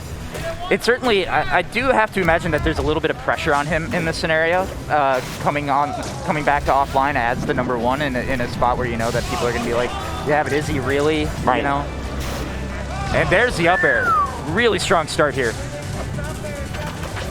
Okay. But yeah, going up here, Eliana with the chase. Yeah, watch out. Let's see if Sparks can get some of these parries on the bubble moves that all those players are so excited about, huh? I think that's going to be critical to winning this run back. We haven't seen a ton of it. No. Well, honestly, we haven't seen a ton of the bubbles, frankly. Right. I think that's Zaro making a good adjustment to the way that offline play works. Because he's been scrapping. What I'm saying, too, is like even in the Zibi set, we didn't see it once, and that was a 5-game set. Yep. Yeah, I mean, I think that's just... he's picking great spots to pop the bubbles. Like right there. Wow. Can't parry if you're in the air. Wow. Oh, great chase. I didn't think he had enough momentum to get forward to hit that up air. Tremendous stuff. Oh, but right back at you. He got Rivals. That is just the most common thing in this game, man. You come back, your opponent has invincibility, you try to jump over them, you die off the top. Yep. I've been watching that for like 5 years now. Okay. Hey, it's that move again. There's a reason he was practicing that. That sounds so good. Yeah, it takes a lot of practice to use that move. All right, down air. Yeah. It's really scary to do that. Like, I recognize that Sparks is trying to prevent the jump, but if he just waits there, it's pretty much a free whip punish right on the Steam spawn. Okay, back air. Yeah, what a wild trade. All right, anytime an Eliana matchup gets to even stock, it's terrifying. So this recovery is really important. Yeah, mine not quite active yet. Oh, really close to dying off the top. Oh, that's, yeah. Yeah, and that's why he needs that cloud coverage right here, the Steam coverage. Forward strong, yeah, he has no access to missile right now. Oh, and he just barely misses the full charge. Hey, there's a parry on a droplet. All right. Yeah, all right. Sparks, does he have it in him? Yeah, and the thing is, Eliana just has so many wild routes, especially if we can see Eliana manage to get a mine on this Arcane. Oh, but that's so scary. Yeah, anytime you have to recover with the up B, should be free. Barely. Just barely missed there. Yep, so great stuff from Zaro closing that out. Hey. What do we got for bans? Interesting, okay. So it looks like the big thing that Zaro was trying to get rid of was stages that have platforms that stick out over the void. Right. Really interesting, because yeah, that gives Eliana other places to kind of land and respawn the mech. So I think that's really smart banning from Zaro. Instead, Sparks is going to take us to pretty much the biggest stage in the game. Certainly the easiest to like circle camp on. So we'll see if he can take advantage of all the airspace here. Yeah, but you got to have a lead to be able to do it. Yeah. But it also does give more recovery routes. You can go higher. True. Oh yeah, up tilt up air. Absolutely. Sparks shaking his head, realizing he got caught. I think he got caught trying to drop through the platform and failing. Yeah. Yep. Okay, down air. Yeah, you need this route if you're Sparks.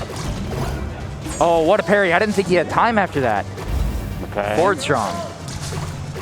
Excellent shorten. Yep. Oh yeah, that dare into the double down tilt. Yeah, and the mine will just kill. Yeah. That is a fairly strong hitbox that close to the blast zone. Yeah, nothing you can do DI-wise. It was funny though, he actually died off the top. He did, he did. Nice snare string here from Sparks, or from Zaro. Yeah, these forward air bubbles are just so good at the stage coverage right here. Oh, what a parry. Okay. We've got an active mine on here.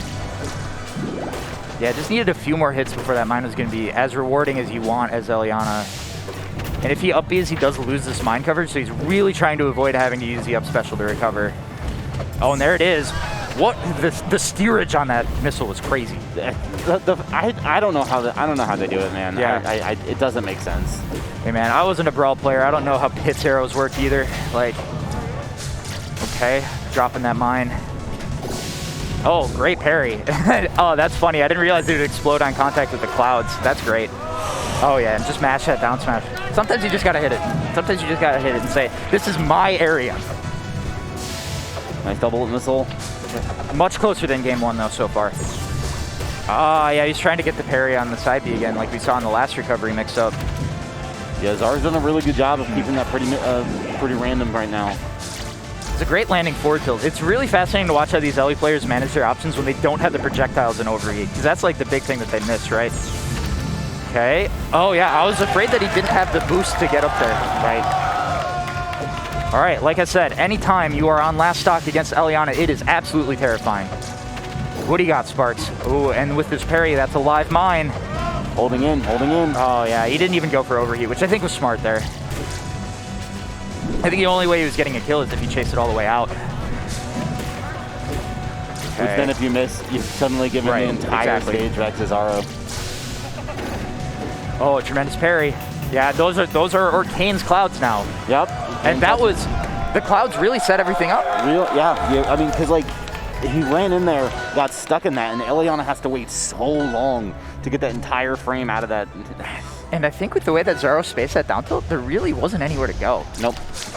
All right, so going back to the same stage, it's nighttime now. Yeah, nighttime and also the future. You know, that's how it works here. Things are happening. Gaming is happening. We'd like to thank our sponsor, Loxo Corp, keeping everything going for us. Loxo Corp, when you need the evil done right. Speaking of evil, man, Arcane not letting this Eliana get back. Yeah, I think that was another attempt at a parry on the cloud there from Zaro. Unfortunate, but you saw how much reward you get off that. Okay, oh, the back hit in there. I just noticed that the thing next to Loxodon is 21XX. 21XX, yeah, it's so good. That's really funny. Uh-huh. Okay, Spark's playing this one much more patiently. I think that's just a function of the overheat right now, but still. Again, that looked like an opportunity to plat drop that Sparks just wasn't able to capitalize on. Okay, excellent parry. Yeah, and that's the bait. Nice. That's that mix-up. That's so good. Great DI by Zaro, but doesn't matter. Eats the forward smash, and here's the lead for Sparks. It is. First one we've seen all set. Yeah. Oh, and always scary off this up tilt mix-up, especially with full bar there. Are you dead? Okay, not yet. Great parry though, and just one more time. Yeah, and so that's the changes to that move. Like you absolutely would have been dead before. So excuse me for wondering. It's so wild when that move grabs you at like 100 and you're just like, oh, I'm getting a purple screen from the up tilt. You also see the difference in like the mix-ups that Arcane has recovering from that spot as compared to Zetter from the last set that we saw with Eliana. Right. So, okay, landing fair, getting that pop-up hit, excellent. Okay, dash attack pushing off stage. Yeah, that's an easy punish on the teleport. Yep. Yeah, good stuff. I wasn't sure if he had the resources to get into overheat and get that kill, so great stuff from Sparks. All right, Sparks, let's put this on the board. One game into a potential game 5 set.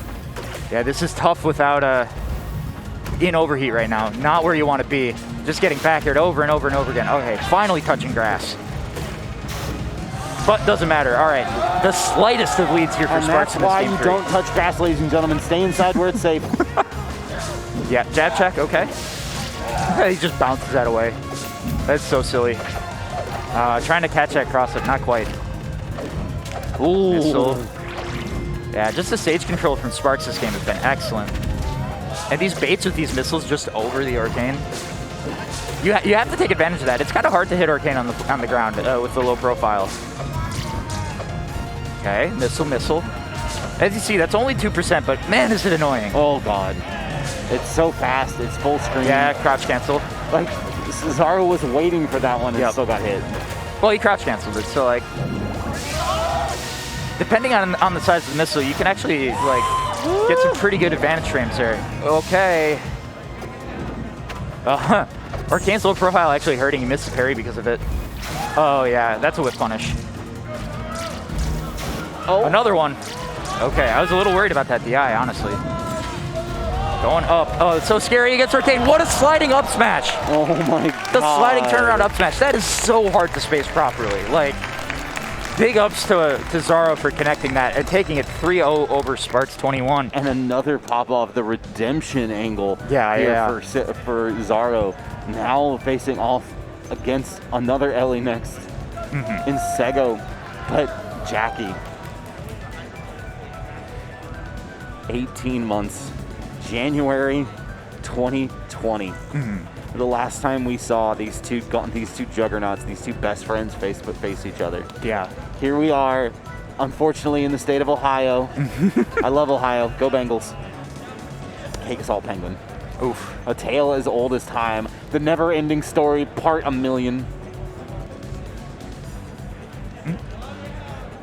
Yeah, we're good. Okay. We're good. All right. Yeah. So, I also want to give a big shout out. I got an Emperor Cusco. You just threw off my groove. Okay, I got to give a big shout out to Sparks 21. That's my boy. Yep. We've been going to the same events in the Midwest for years, and watching him pop off over the last like 2-3 years or so has just been absolutely incredible.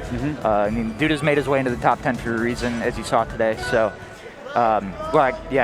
yesterday, incredible run, big wins for him. Like really putting the upper Midwest rival scene on the map. You love to see it.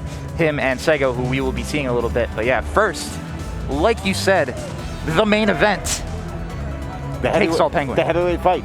The heavyweight fight. This is Tyson Ali in their prime. This is Jordan versus Kobe. This is Patrick Mahomes, Tom Brady. Like, yeah, we like sports. You don't get better than this. No, you really don't. You really don't. And yeah, I am assuming that it's going to be okay. So son of fun. So hopefully we got you all excited for that. Let's make money. But first, let's go. Yeah, we're making money. Catch these ads. We'll be right back.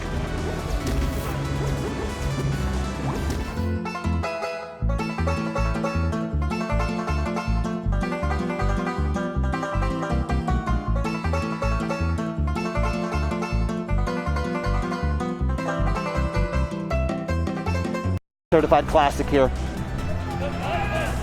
Melee every day. Thank you. Thank you. Thank you. Oh, mine.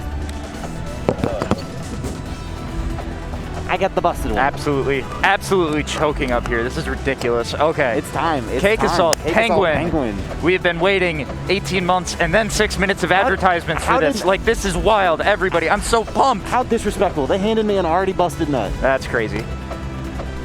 So they actually went through a lot of work to get Penguin's skin on this setup, by the way, which I think is pretty important. Pretty important to this one. So yeah, it is going to be the Force burn at the start here from Cake Assault, and no surprise there. I mean, like, given how good Absa is at controlling off stage, I don't think you really want to be going with Zetterburn into this. So I mean, we'll see, especially considering what Cake told you backstage after the set with Sego, that was his first Zetterburn game in like what, months? Yep, 2 months. So.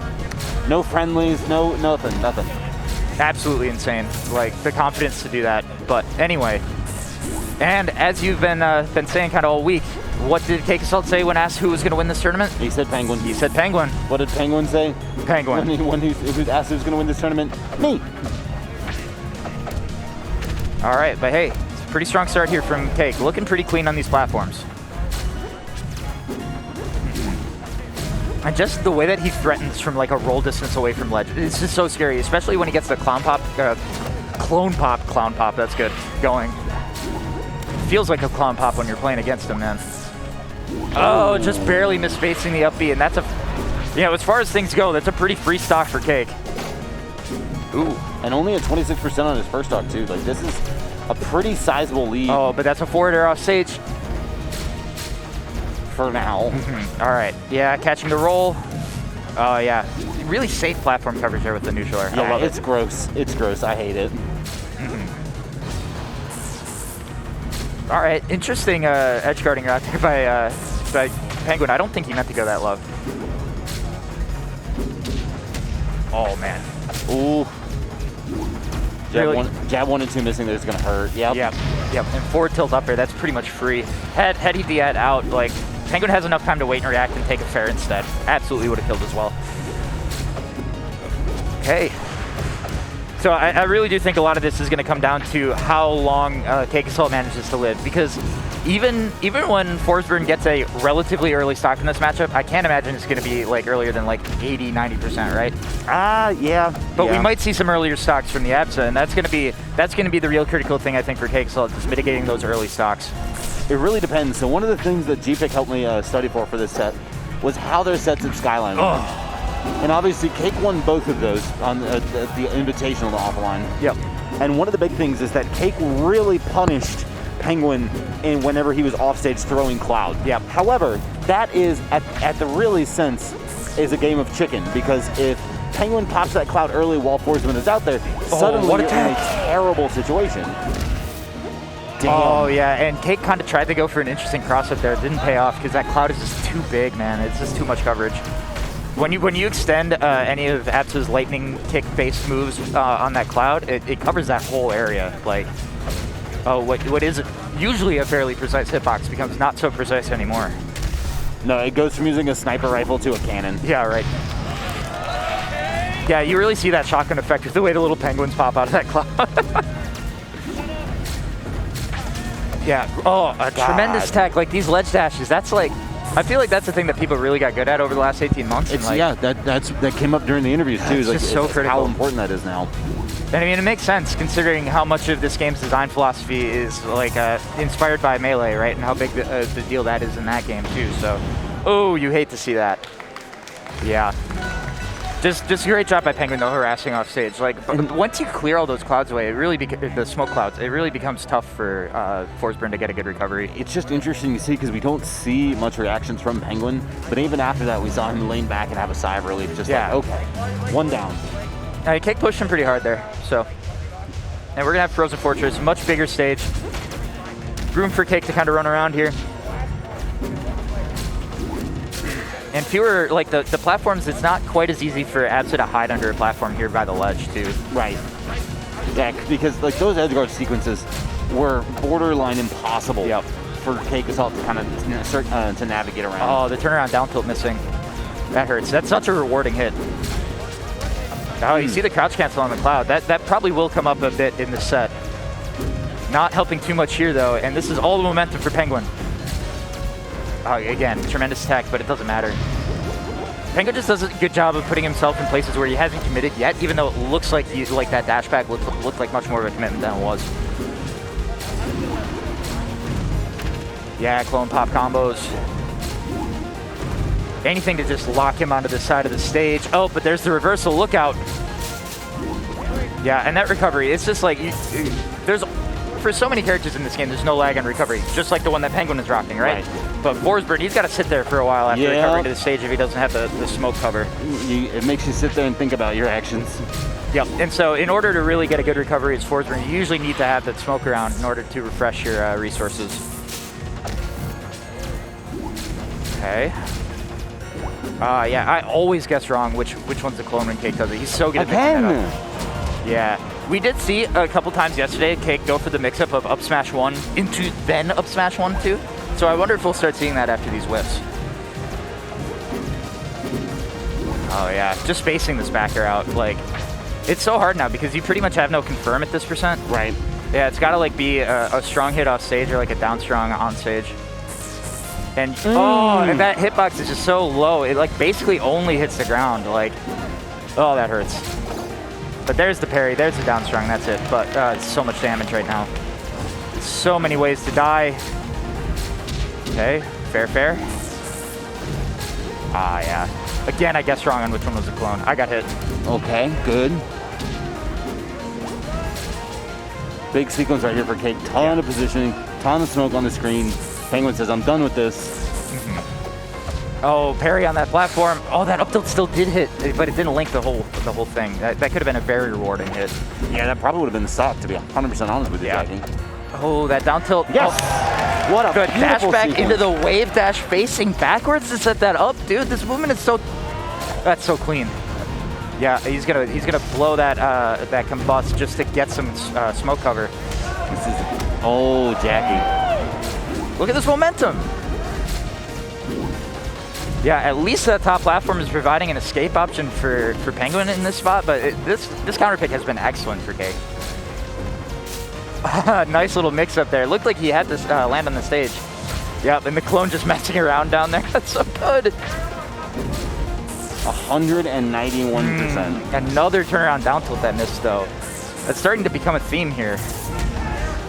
The back facing down air, so good. Oh, I wonder what he actually wanted there. That was so Penguin DI'd past it. But he was going for empty inhale into back air.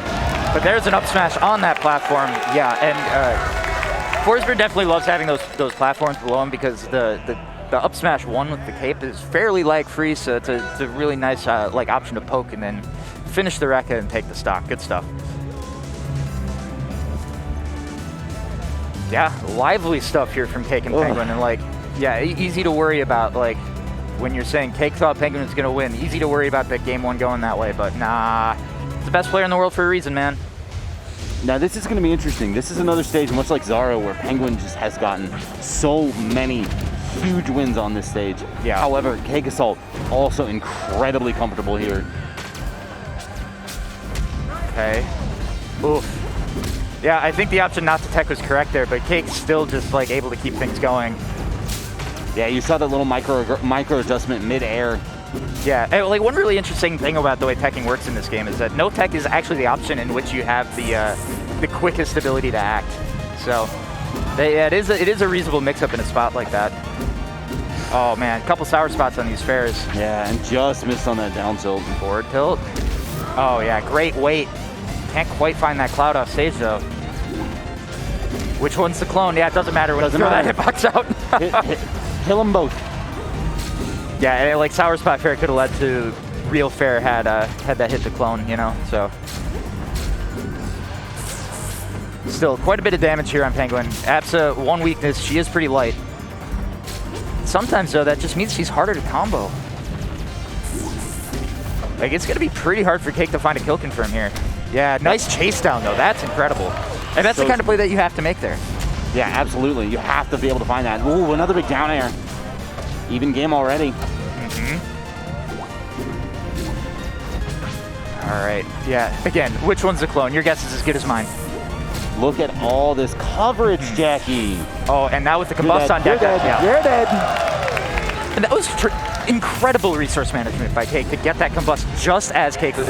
Oh, I thought he was going to go for another down air. Yep. Jackie.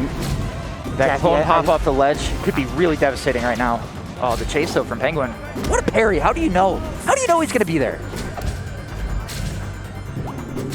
That's so risky. Like, any sort of grounded laggy option against Abs is just asking to die. Nice crouch cancel on the cloud. Not enough to really get him out of here. Oh, but had the wall jump and the air dodge the entire time, and now Penguin's got to find his way back down. Yeah. You see him poking with that up smash one. Yep. Oh, but the down tilt, the DI mix, yeah, off that platform, you're pretty close to the blast zone on the stage. Oh, yeah. I would say it's pretty deceptive. It's like, it feels like there's not a whole lot of distance from where the camera cuts off to where the blast zone is on the stage, so. Oh, wow. And that platform really paying off for Cake Assault, even though that was Penguin's counter pick. Huh? That's what I'm saying, man. That's what I'm saying. Like, you have a moving saw trap with that down smash being charged. Like, it's time to play a game, and you just don't survive. All right, Penguin, you got to win 2 straight games against Cake Assault right now. What do you got? A Cake Assault that is looking very, very confident. And man, I find this to be a tough stage to kill Forsberg on personally. Like, but that can go for Absa as well. And maybe the moving platforms here will be a little better. I don't know though. Like the thing that scares me about this stage against Forsberg is just the ability to really safe flat drop nairs and fairs. Yep. So. Then again, you do have flat drop there and fair as Absa as well, so both characters definitely able to take advantage. This weight, okay, yeah, nice high vanish. Yeah, Penguin not expecting it, gets by it now, is in just, oh, catching the tech option, incredible. You can see the layers, man. These guys have played so much. Like, not just in tournament. Like, these guys practice together quite a bit as well. Like, I don't know about recently, but they have certainly in the past. Oh, absolutely. I mean, Yeah. he lives just down the road from him. Yeah. So fun fact, Porter, yep. all of the RCS events that Cake Assault entered, he was at Penguin's house. Oh, great. And yeah. all of the times they played in RCS, they played offline and just uploaded it for Steven. Sure, great. You love to see it, honestly. Oh yeah, great clone pop combo. Like, he could have done something much less rewarding that was much faster. That's the kind of gameplay you love to see.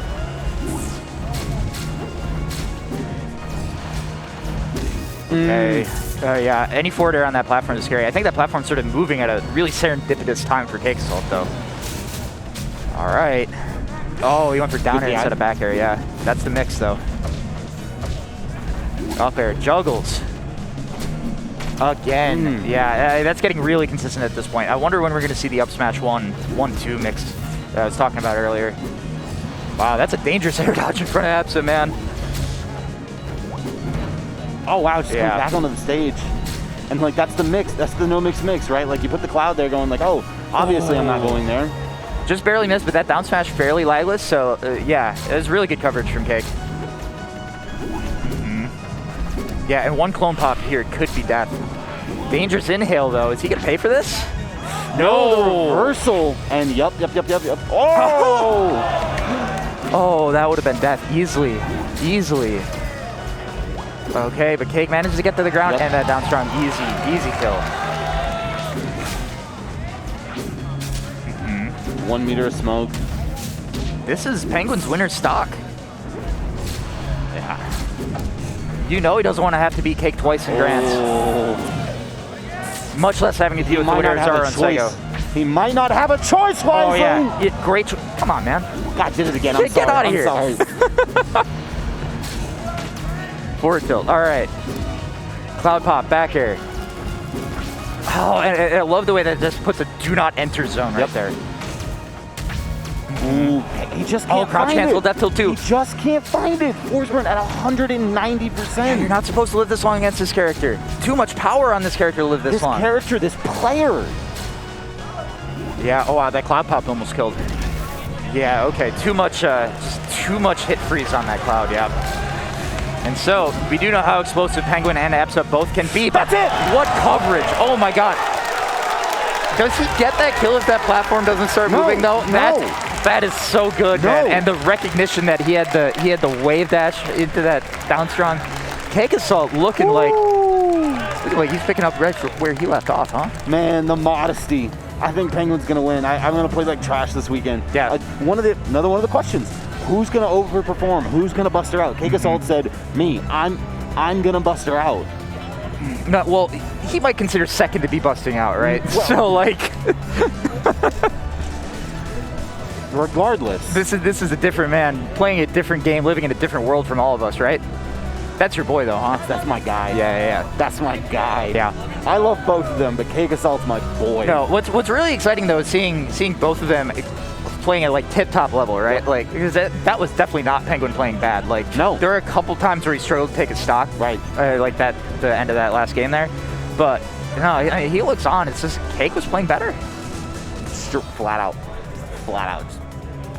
Wow. Heavyweight fight, man. That's what we wanted to see. Yep. The main event, right? Boxers slugging at each other, haymakers back and forth, and Cake just outlasted. Oh, man, and I love watching their sets in particular because, like you were saying, these guys are homies. They live close. They've been playing online. They're offline even during the pandemic because they're able to, they're close enough that they can do it safely. And like I was talking about earlier, it's the level of adaptation. Exactly. The Yomi between them. Layers. So during Skyline, Cake Assault took, I think Nick pointed out, GP pointed out, 5 or 6 stocks run off back air while Penguin was throwing Cloud. 0 stocks. Yeah, no, that was not a factor at all. But perhaps like it's just like the fact that was in Penguin's mind now changed the whole recovery routes, and I don't know. I didn't expect Cake to be that vicious on the edge guards. So sick. I mean, and Penguin missing multiple techs potentially to save. True. Like that downer at 65. Well, part of it though, there are a couple times where the tech option got caught after too. Right. Like, Cake's timing was excellent. That's not easy because like when you're playing in rhythm, you're going to hit them in a spot where they can tech. Right. So he's got to like, it's almost that thing where you have to like read yourself. where you're like, all right, I would normally swing here. I have to not do that. And so just the ability to be able to do that on the fly. Like, this is a game, we're talking about individual frames, man. Oh, no. Well enough. Well enough. Yeah. All right, sounds good. And if you haven't quite gotten your fill of all of the great Smash action we've seen this weekend, have I got some great news for you. Oh, yeah. Have I got some great news for you. There's Riptide City and Main Stage, but this is the one we're really trying to talk about right here. Collision 2022 Tri-States National is back. Join the Collision team and players such as Leo, Tweak, Spargo, Mars, Light, and Meister, and lots more of the Smash community longest national events by signing up now. Early bird registration, when does it close, Jackie? That would be tonight. Tonight. Do not miss your chance to go. That Sego is showing off here. It's one of those glitches that's not worth taking out of a game. If you wave dash and taunt on the same frame as Rano, you can get the trail that usually follows him when he does those kinds of moves.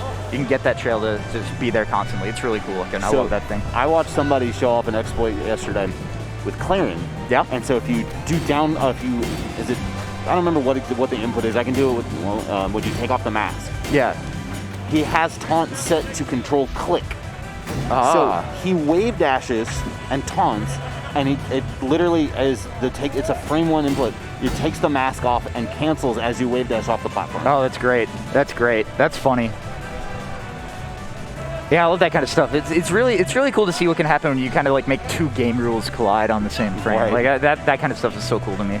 Like as somebody who's also like an enthusiast of like speedruns and stuff like that, I love like getting down into the nitty gritty of systems like that. It's so cool. I'm a nerd. I don't know if you've heard, but yeah. Speaking of nerds, we got Zaro and Sego. They're going to be going to Julesville. Shovel Knight. We've been seeing the Eliana primarily from Sego. I think we only saw, what was it, 1-2 games against Cake Assault? One game. Yeah, one game today so far. So, yeah, looking fairly warm here to start this set, though. Down tilt, get him up there. Yeah, and the back hit of jab. That thing is just so absurd. Got him. Forward tilt, back hit of up B. Got him. Listen to this crowd, Jackie. Yeah, I love that. Like crowd. This is one stop. That aerial jab, that forward air from Shovel Knight. I think it's one of the most fascinating moves in the game because it doesn't have a whole lot that's like actually guaranteed off of it. There's so much mix. Yep. It's like the most mix potential in this whole game. You literally are standing above multiple blenders, and you just got to figure out which one they're going to put you in. Yeah, it could absolutely be really frustrating to play against because you could just feel like every decision that you make is wrong. Well, it was wrong that time. It might be right the next time, but how are you going to know? Down tilt, up air, not quite yet. Oh, never mind, excuse me. Jules a little smaller than I thought. And that's another one where it's like the purple screen didn't show up, but like... Yeah, I don't know if he had anywhere to go. He's dead. Okay, so despite dying a little bit early there, there's a pretty good amount of cash in the bank here for Sego. I don't know if he's going to be able to find time to buy anything, though, right now. That's the thing. I think he has enough for the momentum armor right now, though. Yeah, momentum... 1,800, I think. Oh, yeah, definitely now. I love the gold armor that you can buy for 2,000. Does nothing. Looks pretty cool, though. You get to do pretty cool backflips. It's great. Do flips and twirls. Yep. Sadly, he did not buy the gold armor, taking momentum armor instead. Yeah, going up. Absolutely. So, at least he was able to purchase, but, like, this is a solid lead for Zaro. Oh, watch that forward smash. Ooh, I love that side B. The Infinity Dagger is so good. Oh, wow. Interesting. Down smash was an interesting angle there. That was a hell of a DI mix. But again, that might have been another, fake non-purple, I don't know how to DI that move. Yeah, I think you had to DI straight left in that one, but it's really hard when you don't know what side you're going to be on. Really good string here from Zaro. Yeah, and look at those wave dashes with the momentum armor. That is just crazy. But yeah, this is a very dangerous percent here for Sego. Oh yeah, use those bubbles to keep him off. Oh, you need to make this count. And he doesn't. All right, how do you get back on stage? You don't. Yeah, you don't. That's so free with the puddle there. And that was good job by Zaro taking that time to just make sure he had the puddle. Zaro is like, oh, I've got this. Yep. Recognizing that Shovel Knight has to waste a bunch of time while jumping and up being, I can get my puddle down, cover the entirety of the platform that he can land on. Good stuff from Zaro. 1-0. All right, rock wall here, so we're going to have a lot of stage floor, not a whole lot of off stage. which is interesting because it does give Arcane like room to put the puddle on the other side of the stage and have basically a free recovery that can't be where you can't cover both.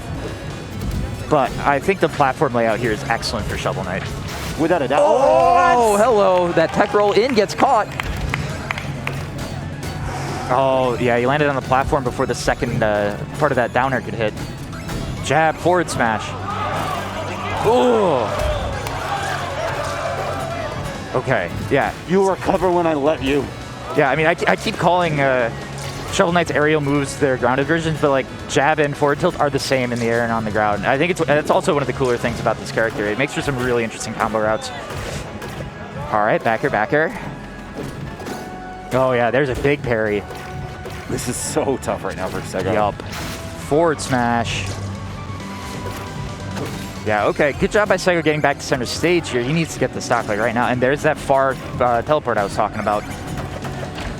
A thing you only get on these stages with the big stage floors like Rockwall. Oh, okay, that forward strong. Yeah, you needed perfect DI to live that on the ledge.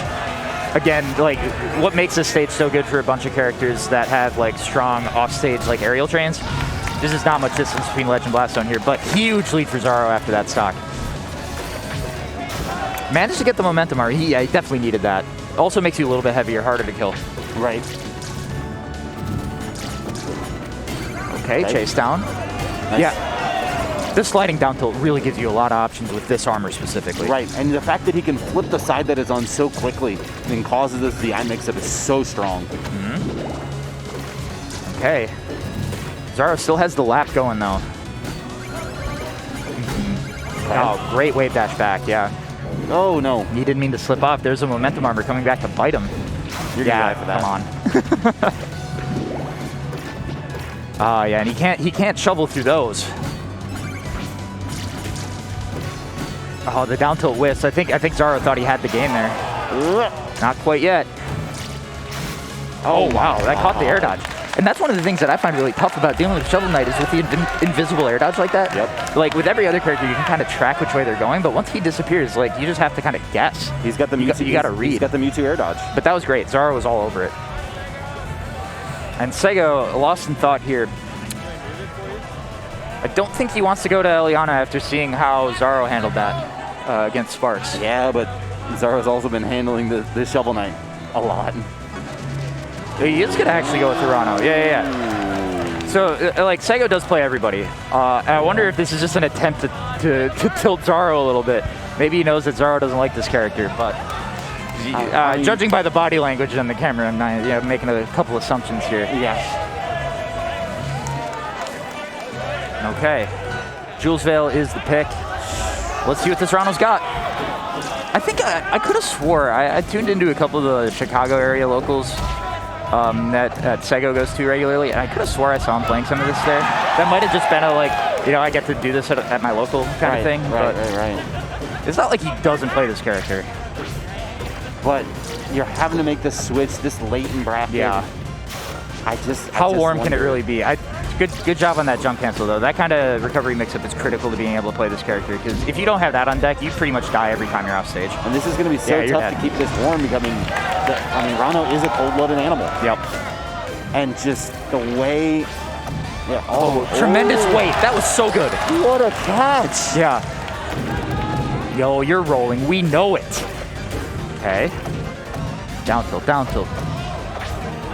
Love the pickup with dash tag. Not enough damage though, and that I do think is like Rano's one weakness. Like he can very easily hit you with like 8 moves and you take 30 damage. Yep. A little bit of Sheik-itis at times. All that to still get hit by bubbles. Yeah, right. Okay, good DI avoiding the up strong there. Oh, we got a catch here. 2 big hits, that's huge damage. It is, we got an even game. Which is not something we could say for the Shovel Knight set. That is a lead. Backus, baby. Ooh, they nerfed that move, but it's still dummy good. Yep. Yeah, great job steering the bubble. You need that mix-up too, but just not enough room to recover. The platform being on the left side really hurt Sego there. All right, Sego. Can you close this out? Can you force a game 4? Nair, nair, nair. Now that's Rano. Okay, back air. Yeah, nice mix-up there after going to center with the last time he did that tongue cancel. Yeah, and the needle as well to boost him a little bit closer to get the back air. Oh, he's doing these turnaround down tilts really effectively. That's not something I see a ton from Mono. Okay, I don't think he intended to go that low. We're good. We're good. Great mix-up having the dare on the bubble. I was wondering, why did he put it down there? Okay, up air, not quite yet. Down tilt, up smash, all right. He's popping off, but he's got 2 more to go. It's just one, baby. You got to get 2 more. You got to get 2 more. I think I get it with the counter pick, though. Like, yeah, it looks really good. Those down tilts in particular are really doing work. It's the down tilts, but also think about what he's going for with Momentum Man when he gets shoveled out. He wants the ability to slide across the screen, and now he has that from the start. Yep. He has that same kind of kill power from the start, and now no platforms, though.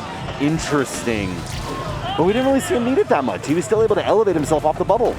Yeah, it's true. And like, what's interesting about Jules Veil is like, depending on where the platform is positioning, it can play like this stage. Yeah. And you have the tongue mix up too, so if you go high, you can suddenly put yourself into the middle stage. Yep. I do think it is a bit of a problem that Sega is going to have fewer places to jump cancel tongue and land. Right. So, yeah, and he's just having a really hard time getting down to the floor, and he's going to eat that stock with Zaro at 9. All of 9 damage.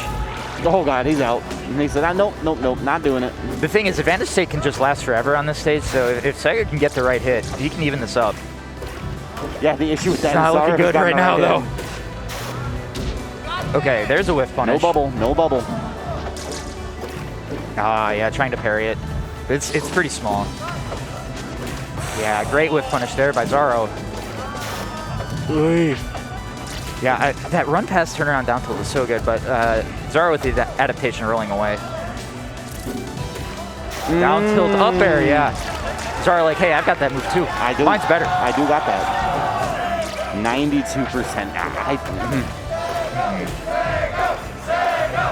Okay, back our first jam of the day. Yeah, the crowd going off for Sego, and a little bit of energy going his way. This is gonna take quite the spirit bomb though. Yeah, oh yeah, and you see why Endless Abyss is a good pick for Arcane here? Oh, Where do you go to avoid those bubbles? You don't. And down tilt up strong, and Zaro saluting the crowd. Oh, incredible. Let's go. Yeah, he doesn't care what they have to say. That's a 3-1 right there. And despite kind of a roundabout way to get there, this is the expected top 3, is it not? Yeah. 1, 2, and 3 in that order, in the correct spacing too. Yep, Zaro waiting in grands, and of course Penguin and Zaro facing off. Yeah, winning 6 sets in a row to get here, I believe, is what we calculated, which actually means I counted wrong. He's gonna have to win 9 sets if he wants to win this tournament in losers. And the next 3 are gonna be the toughest, no doubt about that. He's gonna have to beat Penguin, and then he's gonna have to beat Cake Assault twice. Now Zaro has done pretty well against both of them. That's the thing, is like Zaro has been able to take a set or 2 off of Penguin. Penguin usually wins. Then you get to Cake. That said, ABSA mains generally, and Penguin in particular, have mentioned how difficult it can be to catch the low profiles of characters like Orcane, the other one being Sylvanos, and Vixen has also given Penguin a little bit of trouble in the past. The same kind of deal where like the sweet spot on ABSA fair and back air, not a huge move unless the cloud is involved, right? So crouching Orcane can be pretty tough to hit. And like ABSA being light, that means that up air is going to kill really, really, really early. Frame 7 down smash. That too, yeah. Frame 7. Orcane is just loaded with moves that can kill you off the top, for sure. Whew. Yeah, right? We're up, we're here. we're schmoovin'. Yeah, this has been so intense, man. Like, I am ready, though, for some more competitive sets, because we've been getting some 3-1s here. I want to see some 3-2s, dude. Well, I mean, we started out with a bunch of them. I mean, like Cake Assault, Sego, Zaro, Zibi. Yep. And then it's just been, there's been a lot of beatdowns. Yep. Yeah, Zaro reasonably catching his breath here after that set. Man. How close was Zaro actually to being out against Zibi, though, too? Like, this bracket would be looking entirely different if that result had changed. That, and seeing those two have to play in losers round 1 of top 8, that's just disastrous potentially for both of them.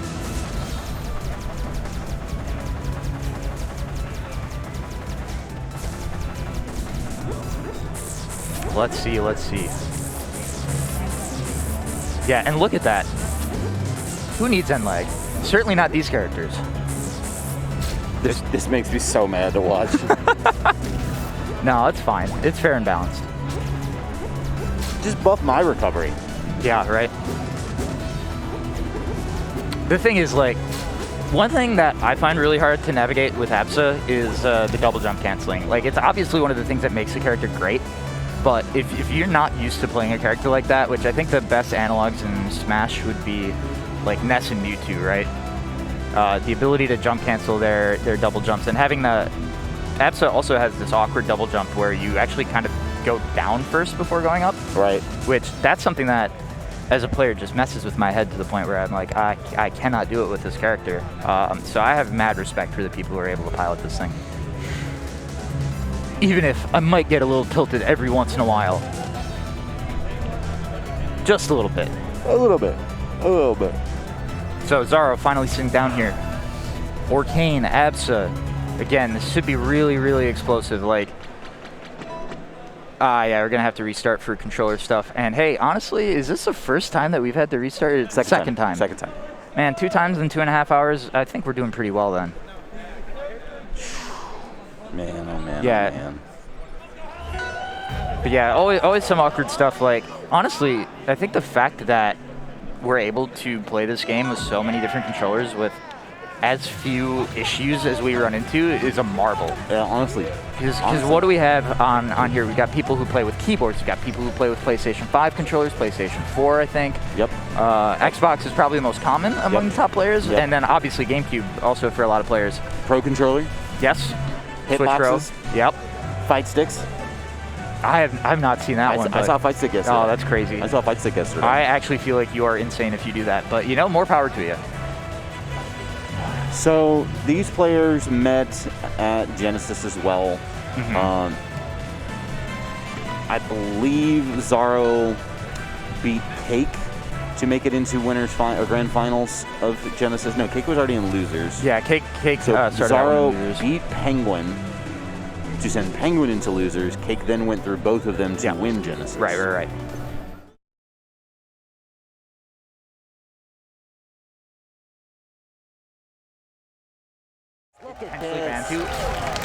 It's so beautiful, man. Just the humanity this weekend, man. It's been so much fun. It's been nothing but love all weekend long. Therapeutic. Okay, 4 till 2. Yeah, big damage to start here. And, like, this is kill percent. This is 100% kill percent. It's actually 71% kill percent, but you get what I'm saying. All right, going up. Yep. Oh, what a wait. Yeah. Oh, the mix, Yeah, too. mix. Oh, Zaro thought he excellent. was getting up aired. I thought he was getting up aired, and Penguin was like, no, you got to hold this. Yeah, and that was a great wait because it gave Penguin the ability to cover so many options. All right. Yeah, trying to catch a jump or something. Might have been a missed drop down fair though too. Excuse me, these up Bs. Yeah, that's a little desperate. Great punish. Normally that's just a free recovery for Arcane, so you can kind of go for those overextensions. Frame 7. Yep. Frame 7, baby. Almost lived that too. Yeah, okay, having to go up. Yeah, good crouch cancel on the F tilt 2. That's really, like, crouch canceling both Cloud Pop and F tilt 2, really important in this matchup. You just really don't want to have to be in the air against this character. No, because that's when bad things happen. Bad things potentially happening to a couple of good people on this stage, man. So much fun last weekend. But yeah, this is a little more serious. I like this better. Up air, yeah. Oh, yeah. Okay, going up. Oh. The flexibility with these routes from Penguin, right? I did not think back air was a potential option in that combo tree, but like you were saying, he's been developing that thing. Okay. Ooh, yep, sliding down tilt. Yep. Oh, yep. what a combo. Yep. That's my favorite thing to watch from this character. Like my favorite one personally with Arcane is like forward tilt into it on the ground, but like that was beautiful. Yeah, I mean, and that's one of the things where you have to have that awareness because that's such a strong option. And now Zaro potentially bringing this back, but it looks like Penguin is starting the suffocation. Does make it back, can put a droplet out. Yeah, man, one of the reasons why I love this game so much is how much stage manipulation comes into play. Those have always been my favorite kinds of Smash characters too, like, and just having to have that knowledge of where your puddle is, where your cloud is, all that stuff all the time. It's so much fun to watch these guys doing this at such a high speed. All right, we are getting dangerously close to kill percent, Jackie. Indeed. Okay, yeah, and just the patience. Yep, there it is. That patience with the puddle there was so good because I kept waiting for Zaro to pop the bubble pillar. And clearly the way that Penguin was moving around, he was like, I can't be in this vertical area above that pillar. And Zaro manipulated that so well. He's gonna up air me if I get hit by the bubbles here. Yep. And it was so fascinating watching Zaro like navigate around the cloud every time because I kept waiting for him to get hit by it and to kind of for Penguin to disrupt the plan, and he just was able to just be so precise. Yeah, and Arcane, I think, is another character, if you're like coming from Smash and trying to play this character, his recovery can be really hard to figure out. So like, this is just so important to kind of watch and learn the way that Zaro uses the puddle. Okay, oh, the fact that he didn't hit the ground after dying down on the down tilt hurts so bad, and yeah, he's going to lose a stock for it. Yeah, and didn't... In that situation, if you can force the tech and not go off stage, you want to do it, so I get why he did that. Okay. Jab up there, up tilt, excuse me. You're pressuring me off stage? Ooh. No, I'm pressuring you on stage. Absa, the musical. Yep. Great coverage with that short range cloud. But like we said, this is kill percent. For both, really, but especially, oh, wow, okay, too low, though. It's not done yet. It's not done yet. Oh, my God. Have we said that move is frame 7 yet? I can't remember. Perfect in every way. Oh, yeah. Just barely avoiding that nair, and that drag down could have been devastating. Bubble pillar, big damage. Oh, almost got the double dip. Yeah, and you see Penguin kind of like trying to stay in range where he could like wave dash back and parry the bubbles if it gets popped, but Zaro just has too good of an awareness right now. Oh, so dangerous. But, oh, that was unsafe on hit. Interesting. Nair, okay. Oh, that cloud. Coming in clutch. Yeah, it's too laggy. All right, Penguin with the slimmest of leads right now. Yeah, by a thread. Oh, all right. Just trying to build any damage whatsoever. The down smash, not a ton of extra credit. Do you have time to talk about our Lord and Savior Arcane down smash? No, get out of my house. Okay. Sir, we're already in your house. Oh yeah, and you see there's that low profile coming in, right? Yep. That sweet spot had no chance of hitting the crouching down tilting Arcane. Yeah. Enough speed on Epsa to get in there and punish that teleport though. Nothing. That's they it. get nothing. Yeah, he had no puddle on stage. Yep, excellent. Pretty explosive last stock there from Penguin. Okay, 1-1. Where are we going? Sure, we saw how good Endless Abyss FD was for Zaro in the last set, so I think that's a really smart ban from Penguin. Penguin wants nothing to do with that. Yep. Wait, they didn't want to go here, did they? They just went back. That's what I'm saying. Oh. Oh, okay. Maybe there's like a headphone issue or something. All right. Regardless, game 3, for real. Here we go.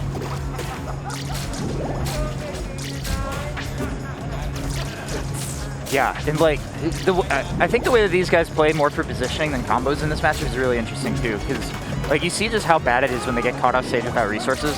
That's way more valuable than getting an extra 10% in a combo. Like, it's all about positioning in this one. Yeah, this especially is a game of inches. Oh, that DI out. Yeah, and that's punished. Yeah, every time. Okay. Yeah, and the way that up tilt covers the entire platform here for Penguin. It's so good. Oh, big. Ah, yeah, he overslid. That's really tough to manage. Zaro is so consistent with it, though. Surprised to see him miss. It's so crazy that Zaro tried to mix up Penguin there with going back on stage. And then Penguin still got it. Wow, what a whiff punish. Are you kidding me? Gross. Because normally it's very hard to punish an Arcane down strong. Yeah, especially because the only reason you're not getting hit out is because you got out of there, right? Yeah, most people would go, whew, I didn't get hit. Yep. Penguin was like, nah, I got an answer to this. Penguin landing right on top of him that time. That's an easy up smash. But Zaro trailing by 69 here. Okay. So many sour spots, but they're so dangerous. Oh, what? Jab down tilt. Yeah. Oh. Great tech. Let's go. It's just such a fast-moving combo. I'm always impressed. But these guys have been in that situation often enough. They know. Oh, for sure. They're going to hit it. They know it's coming 4 moves ahead of time. Yep. Oh, nice fake out with the empty Orca hop, sort of. Okay. Oh, yeah, that's a DI catch. Oh, he's still living. Oh, my God. Yeah, Arcane's really hard to kill off the sides. All right. Oh, great landing back air. Oh, Yep. doesn't get the second hit. Yeah, had Penguin DI'd in, that was stock. And really, any upward-facing move from Arcane will take this. Yep. Or downward, that's fine too. Or Yeah. downward. Upward, downward, all around us. Yeah, and again, really close on the last stock here, just like the last game. All right. Oh, the fact that that cloud nullified the puddle, this could be huge. Okay, okay. Oh, getting that sour back air. Oh, there's another whiff on the low profile. This is suddenly so big for Zaro. And just like that, Penguin pump answers the bell. Nice use of the forward air for movement. Oh, there's the attempt at punishing the double jump cloud that you were talking about with Cake. Because Penguin was saying nobody really goes for that. Oh, the extension on the cloud. That literally just covered like multiple character lanes. What is happening? Well, let's go MSB, showing off. That's so funny. Oh my God. But yeah, basically any extended hitbox in this game adds another 10 frames to the move. And like, it didn't look like anything was there anymore. And then all of a sudden you see that purple flash. Like, yeah, that's that power of that extension. No. Boo. Anyway, we're going to Aramata. Another stage with high platforms and a low ceiling. So, I mean, Absa with her up air is going to be killing you early off the top, even on the high ceilings in this game. So, Arcane going to take advantage. And then you have Arcane down strong. Yep. All right, speaking of.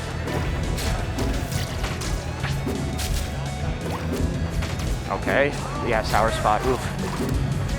Penguin. Like any sweet spot fair at the ledge, I feel like can kill up so easily on this stage with how cramped the blast zones are. Going up, not quite. Oh, mixes yeah. it there. We saw jab down tilt a bunch of times, so the only jab there trying to find the fair. Bubble butt back air. Oh, it doesn't quite get the link, but did he pineapple himself? All right, yeah. It's Absa, kinda, bro. But it's Absa. Yeah. It's just tough because you got to get to the wall, and I was wondering if he was going to clip the bottom corner of the stage on the way up. Ooh. Oh, these up airs. You feel that in your soul. Boom, boom. Like just in your deepest, darkest dream. Absa up air is coming for you. Don't I know it? Okay, dash tech, dash tech. We're rolling around. Right. Oof, yeah, really needing to get something off these down tilts if Zara's gonna have a shot at this one. Needing to force a game 5 right here. Oh, ooh, great catch, yeah. Down tilt, oh, looking for another one, yeah. If you can just get the right DI mix, this could be an up strong to take the stock, but instead, Penguin catches the double jump with the up air.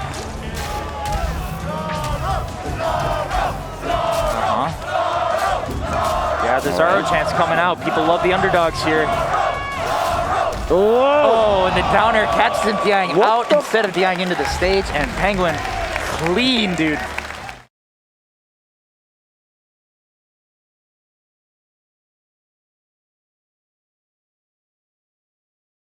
Six sets in a row, like we said, running it all the way to third. Yep. Making his seed. So, an excellent performance for him at the first online major back. That's got to sting a little bit, though. Yeah, no doubt. Every single one of those games, saying the last one, was winnable, was in his hands, and Penguin is Penguin, man. Yeah, I mean, you can't give him an inch, right? No. Yeah. Just so precise, dude. Like, Absa, I think, can be hard to pilot just because her air mobility is so good that it's easy to accidentally overshoot or undershoot things, right? Yeah. So the fact that Penguin is always so precise with it has always been amazing to me. And here we are. Main event number 2. Part 2. So unfortunately, we are not going to get a game 15 as you demanded earlier. I would like it. However, the game 14 is still in play. It's on the table. But I mean, the way. I feel like I don't have to tell you guys, though. I feel like you guys are not really the problem here. Sorry, Florida. Yep. But yeah, I mean, I just never got the sense that there was a whole lot of anti-vax sentiment in this scene either, though. So yeah, you know. We are going to have the fours burn. I don't think we are going to see the Zetter burn at all, even though it did clutch it out in that winner's semifinal set against Sego. Yeah, we're going to see the classic. It's going to be Penguin on the Penguin apps, fours burn on the Cake Salt on the default fours burn. He is basically fours burn at this point. We're just going in. We're just going into it. Man, oh man, oh man. Yep, no forest floor. I have a feeling we're probably going to Ethereal Gates. Yeah, that makes sense. Nope. Oh, okay, yeah, Merchant Board, sure. And they unlock Swampy Estuary, so we get to see it. I love this reskin. The song on this is an absolute banger. I love Rano's theme. Yeah, explosive start, okay. Yeah, you gotta watch those trades sometimes. Haymakers right up the jump. Yep. Haha, yeah, he's trying to crouch cancel that cloud pop. Maybe get a punish on the landing. Ooh, that down tilt. Ooh, barely. Like, he almost DI'd off stage like Sparks did at the end of that their set. Okay. You're not Sparks, Zaro, excuse me. Oh, it was Sparks, back in winners. Oh, that was so long ago, that was an eternity ago. Ooh. Okay. Yeah, just poking with that forward smash. Yep. Oh, ping pong. Easy every time. That's just preparation right there. Yeah, no clone pop. That's critical. Oh, how many times has that up smash whiffed for Cake? 4. Yeah, that's been such a big problem for him. Like, it's really, I think, the biggest problem that he's had today. And it hasn't cost him much, but at the same time. Yeah, it gave Penguin a few openings in their last set, so that's a big one to watch here. And Cake already taking the lead back, even if it's ever so slight. Oh, great catch with that up tilt. And he double jumped too. Okay, yeah. Yeah, a little bit of an error in the movement there from Penguin, allowing Cake to reset to neutral. There's that B reverse smoke to put himself in the back air. These guys love their ping pong moves, man. Both of them. It is definitely one of the coolest things about Rivals. Like, so many unique combo routes. Thanks to the way you can manipulate the stage, clone, cloud. Oh! Not incredible quite. DI. Not quite, and that's not gonna kill. Look at the moonwalking. Yeah, you can get off that platform with so much momentum. And yeah. Wow, just counter hits with it. Yep, blow him up. Yep, again, great clone mix-ups from Cake, but he's still got to make his way back onto the stage. Oh yeah, thought he might be able to clip Absa, I think, with that first vanish there. Not quite catching it. All right, last stop, Grand Finals Game 1. What do you got? Interesting. Yeah, they hit both the clone and the actual fours. Oh yeah, trying to catch jumps with that back air. It's such a good move. So much activity. Sour back air can give you some pretty nasty combo routes too. Oh, what's the punish? Just the back air? Yeah, good DI. That could have been down air had he held in. Yep. Good DI again. Just all the way out. Oh, got him anyways. Got him anyways. And how many times have we seen people against both of these guys today DIing out of fear and getting spiked and not having the tech option as a result there? But think about the words you just said. Mm-hmm. Yeah. DIing out of fear. Yep. I don't know, man. I think this is just Cake Assault's run, man. Oh yeah, for sure. It's just painful every time when you know that there was an option that could have saved you. And what's crazy is normally at these tournaments we see Cake and losers. And losers Cake Assault is a different animal. And this time I don't think we're gonna see it at all. I genuinely don't. Well, I feel like part of what made Losers Cake so nasty is that he was so confident going into these tournaments that he knew it didn't matter if he lost in winners. Right. It didn't seem like he felt that way this time. Handling his business. Yep. Oh, into the back air, yeah. This is a huge stage for the side blast zone, so that's not even close to killing it. Yeah, and neither will that one. Let's see, okay. Yeah, the parry, that should be it. Yep. Huge side blast zones. Teeny tiny upper blast zones. Yeah, especially if you get a hit on that top plat, yeah. Yeah, great job moving in after that cape. These moonwalks in the smoke, man, it's crazy. Where's he going? Oh, yeah, trying to crouch cancel the cloud pop, and Penguin mixes with the Nair. Is he gonna get a stock for this? He's gonna get a ton of, oh, never mind, it's still going. Yeah, incredible cloud place to make sure that he's gonna be able to get that hit on the way back. Yeah, wow. That's it. All of that. Off Cake trying to crouch cancel the cloud and getting naired instead at 35. Whew. That's ridiculous. All right, Penguin set himself up very, very well in this game too. Big double back here already though. Oh, yeah, again, the moonwalk flat drop keeping him safe. Like, Cake is schmoving despite being down a bit here. He's doing a good job of closing the gap. Still a lot of work to do though. Flat drop fair. Nice stall. Yeah. Oh, up smash 1 getting traded with. Yeah, normally you don't see that. That move's usually pretty alright. So big, yeah. Reverse jab 3. Okay. Yep. Yeah, Cake had been getting away with those flat drops too freely, and missed the smoke, and he's just gonna die for that. That's a little unfortunate. It was a rough spot anyway. I don't know if he could have recovered there. You saw what happened on the first stock. It looked like it was going to be a remix of that. Yep. So 1-1, game 3 going to be going to. So I think this was Cake's counter pick in the first set as well. Yeah, and he won on it. So he did. Penguin won game 1, and then Cake took the next 3. The weight. Oh, the carry with the nairs too. Okay, yeah. And so I think that was Penguin again trying to read the crouch cancel. Got him! He got him! Because he was drifting out when the parry happened. Yeah. Oh, that's terrifying. Okay, this is a huge lead for Cake.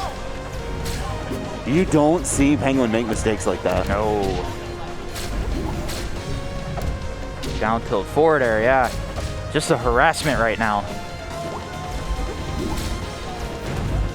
Ah, yeah, good tech. But yeah, catching the same option the second time. He's out. Imagine thinking you get to do the same thing twice against Cake Assault. That's crazy. Oh yeah, there's the parry. Okay. DIing straight out. Yeah. Vaporized. Okay. Where is he? Who knows? And it's such a good like narrative as well. I mean, just sitting in the smoke cloud, ready to come in like a just horror movie villain. Yeah, seriously. Back here. Oh, that's rough DI. Okay, he's gonna live, but look at this movement. Yeah. So you're telling me that the Cake wasn't like at his most practice coming into this tournament? Because I'm not sure I believe you at this point. This is wild. He's looking so clean. But Penguin trying to say this game isn't over yet. Yep, jab down tilt. Oh yeah. No, still no resources. Ooh. What? The aggressive option out of the tech. What a chase off the jab check. Like, you have to be aggressive against this character though, because if you don't close the gap against Apsu, you're giving her what she wants. Okay, F smash 1-2. F strong sucks. Yeah, it's so weak. Like it's a fine get off me option, but it's not killing. Another up strong drop. Yeah. Nair down smash, and Cake looking dominant here. Wow. One game away. Wow, look at this. You love to see it. This place was empty at the start of the top 8. People are here in droves. Penguin's really got to gather himself after this. Woo! Yeah, you love it. You love to see that. Dancing to the music. Everybody's so hype here. It's been 18 months. How many times do I have to say it? We've needed this so bad. Okay. And Cake Assault now 1 game away from just slamming the door shut on Riptide. All right, big start here for Penguin. Oh, and catching the DI away. And I mean, that was the option that you had to do to escape the rest of the combo, right? But Penguin just too precise. Penguin said, what if I just end the combo early and kill you right now? Not so fast, my dude. Yeah, okay. Cake trying to strike right back, but big juggle here. Okay, good air dodge. Yeah, needed that. You were definitely dead otherwise. Yeah. Again, the blast zones on the stage I think are a little bit deceptive. It's pretty tight. Especially when you're dealing with these platforms. Yep. Trying to wait for the tech option, I think, but not getting one. Tech or a parry. Yeah, right. Jab, down tilt, yeah, classic. Single uppy. Ah, okay, yeah, just saying you can't come on stage right now. Okay, cloud pop, yeah. Oh, gets rid of the cloud that he's the smoke cloud that he's trying to teleport into. That's pretty much a free stock after he lands. And Good stuff from Penguin. And Penguin saying we're not done yet. Yeah, not so fast. This might be a 3-stock. Okay, yep, jab check. The number of jab checks you see at high level is wild to me. Because that is just not really a feature of low-level rivals. Nope. Okay, up tilt.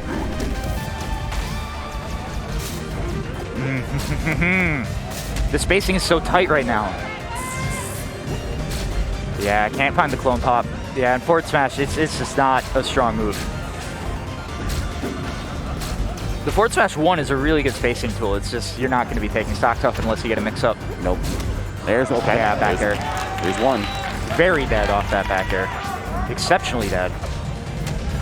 Down, yeah, down air, okay. Just such a mountain to climb here, though. That's can absolutely camp you out. Look at this. This coverage right now. Ooh, this back is where air. things get scary. We're gonna need to see some like ridiculous DI or something. Micro spacing to avoid Yeah. the dash attack, though. Yeah, it takes his whole like never give up like mindset. It's just incredible because like, oh, that hurts, but he's still going. Good DI there. Yep, bad situation now. Yeah. Nice, ready for the ledge dash. Ooh, okay, 2 high percent to combo off up tilt though. Cake still has to take a whole That other should shot. be it, Yep, yes. yep. All right. We're halfway to our game 14. Absolutely. Here comes game 5. And if, yeah, I mean, come on. What could be better than this? We're going to Triple Pond, okay. Trouble. Triple Pond. Like I said, all right. Oh man, look at how much smoke gets covered by that one cloud. Okay, great tech roll in. It's so crazy to think about it too. Penguin, or Cake Assault 1 Genesis, Penguin 1 Frostbite. Yep. Our last 2 offline majors. Yeah, and those are 2 within the same month too, like. Yeah, within 30 days of each other. Back air. Oh, look at this chase. Yeah, smart aggression there by Cake Assault, yeah. Wow, that clone still made it. Yeah, and that pop was super valuable. Okay, forward tilt. I think he's only got 1 charge on him right now. Yeah. Okay. Oh man, that back air would have been socked. Just barely fell through that jab down smash. Oh, just early on the parry.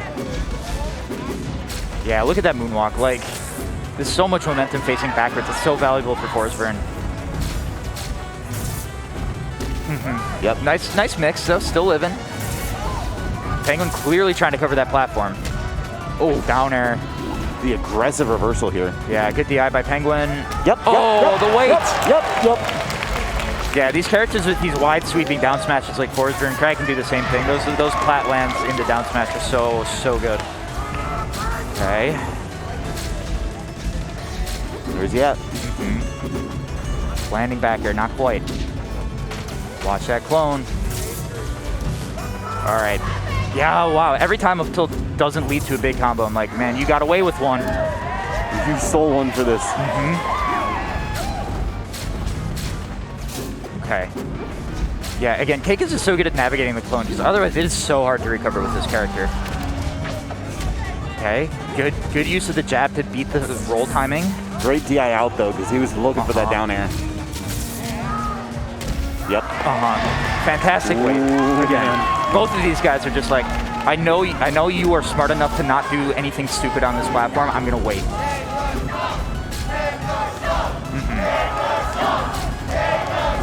Ooh, some movement into that forward tilt, but Penguin getting back on stage thanks to the Thunderline. We got the Cake Assault chance coming from the crowd here. Pop, down air. Oh, just barely missing, reading a roll in. And Penguin right now, and playing the slow game, does not want to go to last dog. No, not at all. Oh, just barely missing. I don't know if he meant to go off the platform there. Down smash, catches the DI. Wow. Yeah, and that's so good at catching rising options through the platform. So good. Last stock. Can Cake do it in winners? I don't know. Not looking great. What was that down air? You gotta get back to the stage. Oh yeah, there he is. Okay. Sometimes though, you just have to put a hitbox out there to say like, you can't come out here and hit me. All right, here we go. Finally getting something started. Okay. Ooh, the sour spot down there. Roll in. Neither of these guys have been able to secure a big hit until then. Yeah. Keeps his double jump. There it is. Oh, excellent use of the clone. The clone spawn saved him there. That was crazy. Okay. Oh, Jackie. Yeah, is it time to get combust on deck? Oh, I don't know. I don't think you have time. Penguin's too fast. Covers too much ground. Yeah, that's it. We've got a reset. And everybody popping off here. Pork, sit down. Stop that. Oh, the relief for Penguin here, and it is down to the last 5 games of Riptide, guaranteed. Who's going to take it? Oh my God. I mean, these two delivering, that's like the least surprising thing of this weekend, right? Like, obviously, right? Without a doubt. Without a doubt. And I know it's a personal preference thing, but the fact that both of these players play without game audio, it just boggles my mind. Yeah. Yeah. I mean, I think that's a really good asset as a player to be able to do that. Like, I for one, I find myself struggling without audio cues quite a bit. So, and like audio cues, you can definitely react faster to audio cues than visual cues. In a lot of cases, the audio cue is earlier than the visual cue. Not just a matter of like, you know, brain reaction and the way that kind of psychology, whatever you want to call it, works. But man, yeah, that is really impressive. They just have such a feel for it. They do. It's sixth sense, right?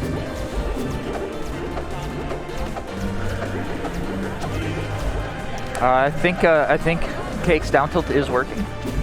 That button is fairly checked here. Man, the fact that Cake almost brought that back though, game 5. Oof. Scary, So intense. Scary stuff. So intense.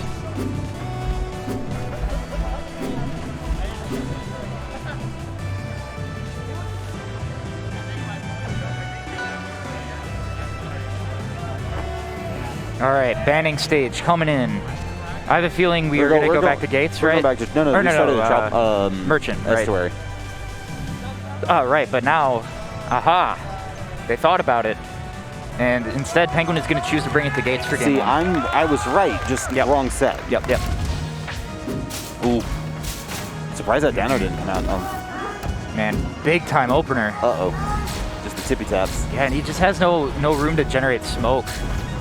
Yeah, so able to, like, the reason why he makes the smoke cloud down there is he's able to generate the clone in there for basically free. So that's so important, as we've seen with these recoveries. Okay, up air. Oh, I love that wave land. Yep. Yeah. Yup, big punish.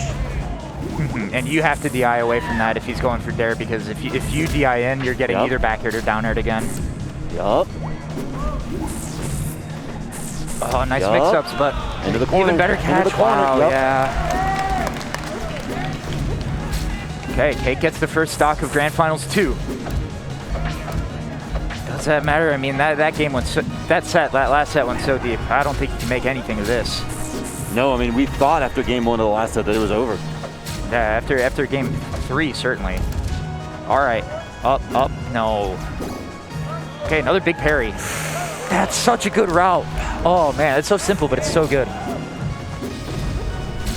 You have to have such confidence in your movement to go for something like that, though. Rising up air into down strong. Yeah. That is not a day one. Okay. That is not a day one fours option. Not at all. Yeah, and it can be definitely hard to get that up air to hit that low. Yeah, big percent lead here, but yeah, man, we've seen how explosive Penguin is. We know better. Up air. Oh man, his flat movement is so on point this game. God dang it! Another whiff. What is the mix-up that he's gonna?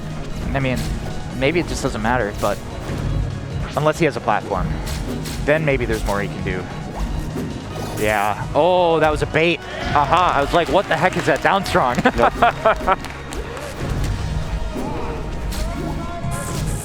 Very tricky stuff. Ooh, fitting for the stuff. Master of Deception though. Oh man. Uh-oh. Oh, he is, yeah, I was gonna say, I mean, he had Combust online, so holding in was not gonna work either. You're dead or you're dead. You're dead. God almighty. This That was a quick one, huh? handed it to him, died at 69. Like, Yep. That's a lot of momentum for Cake. Where are we going? Battlefield. It's really interesting. Like, Penguin just doesn't show a whole lot of emotion when he plays. Like, there's been so much going on, and like everybody else on the stage pretty much has been Watch out, watch out. wearing their emotions on their sleeves. Yeah, the only thing we saw for him was when he clutched out Game 5. Just the lean back, the lean back and the sigh. Yep. But hey, man, everybody processes this kind of stuff differently. Like, the arm strike psychology and trying to figure out what that actually means, I'm not into that whole thing. Wow. Okay. Oh, down smash catches DI out. Look at that move, man. Man, he's tight. Oh, and that platform, that was almost really unfortunate for Penguin. That rising up air into the downswing again. Yep.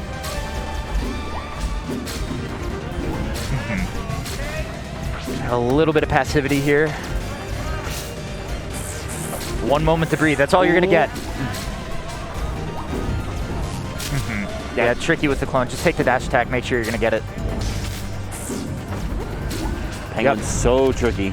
And watch these crouches when you see Penguin throwing out the clouds. We've seen so many mixes there. It finally connects. One out of 8. Prayers answered. 1 out of 8. 12% of the time. It works every time. It works every time. Absolutely. Down tilt. Oh, man. So hard to deal with the DI mix that's there. Okay, yeah. Good thing he held out. That would have been a double dip.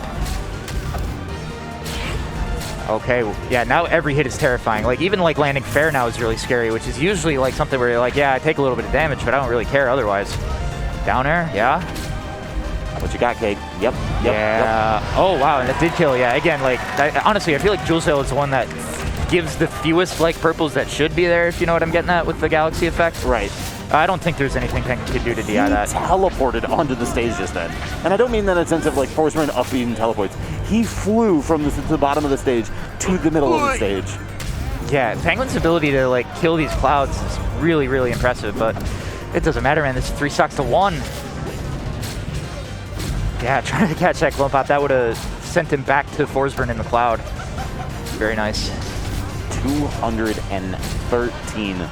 Right, and it's just, it's the worst feeling. It's the worst feeling, because you start losing access to your confirm. Oh, Cake was waiting to parry it. Yeah, finally the cloud bomb. But yeah, catching another DI, like AV3. AV3. It's all about these, basically any sort of starter into a Waveland downstrong. That's just been the bread and butter for Cake this whole set. And now Penguin has to win 3 in a row if he wants to win Riptide. All right, so I like the counter pick here. Yep. It's going to make it a little bit easier for him to just hold out as hard as possible on those downstrongs now. Yep. But man, Cake is playing out of his mind, Jackie. Totally. Yeah, like, just doesn't look like dropping that Grand Finals 1 has affected him at all. No. He's been here before. What? Hey, it worked. It worked. What was that percent? Yeah, 93 after hit, man. I mean, that is the one problem, like, and obviously Absa can make a lot of use out of that too, but that is a short ceiling, especially when you're talking about plat to ceiling. All right, yeah, nice little stall there. Jackie. Cake trying to dominate this Grand Finals reset. What is going on here? Penguin may have been expressing that relief a little bit early, huh? Yeah. Okay, up air. The movement is so crisp right now, dude. Like, even when he whiffs, he's in a spot where there's no punish. Oh, are you kidding me? Christ. That moonwalk? Ugh. Pop, yeah, okay. The only way to avoid the downstrong was to go off stage, so Cake's still sitting in a good spot. I've got chills, Jackie. Yeah. This is so good. Jab down tilt, okay.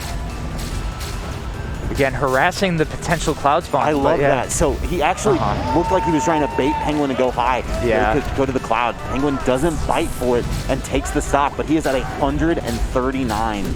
Oh, yeah. 1 parry, and that's a stock. Yeah, we are even at the point where with some butter, like forward smash might even take it. So, but look at this stock here, huh? All right, yeah, great upbeat, great aggressiveness from Cake Assault, breaking up that string. Ugh. The up strong, man, almost. And like, Forsburns do really like this stage because they just have so much off the plat drop, right? There's a forward air. Oh man, the big blast zone saving Cake here. Ooh. Up air. Penguin showing some great maneuverability right now, and he has evened this up after such an explosive start. Like, both will die to a strong move on this plat. I mean, that is definitely a reach on this stage. Like, the knife barely covers anything.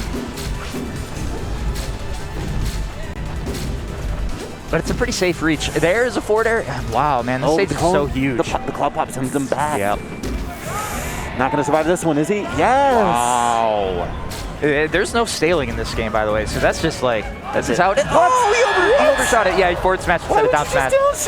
That was definitely a misinput. Like, it probably had the stick in the corner and just barely missed the gate. Oh, you hate to see that. That's one of the things I've really been struggling with since I tried to pick this game back up. He's still alive, 190 to 190. Yep. Oh, great cloud pop. Okay.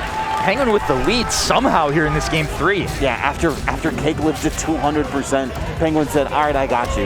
Yeah, 2 can play this game. All right, last stock. Last stock. Penguin's got to win this. This is his tournament life.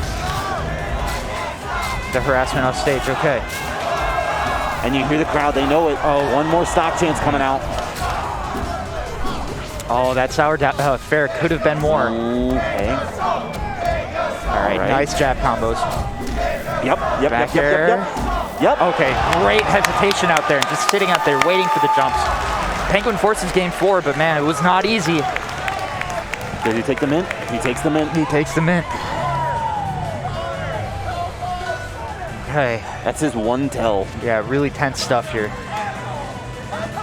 Anytime either of these guys has a game to play with, you cannot rule them out. Where are we going? And Cake Assault brings it back to Frozen Fortress, which we've seen twice. As always. And it is 2-0 for Cake in these games so far. Look at this start. Goodbye. See you later. She's just going to float right on back. But yeah, that's big damage to start off. And like the momentum that you have to carry to get all 3 of those to link, that is really impressive stuff. It's very easy to lose that like after you land. Okay. Oh, just missing the clone pop. Ha, funny. Gets knocked out of the smoke spawn with the cloud. Yeah. You can almost always assume that the one running forward at the ledge is the clone, right, when it comes to Cake.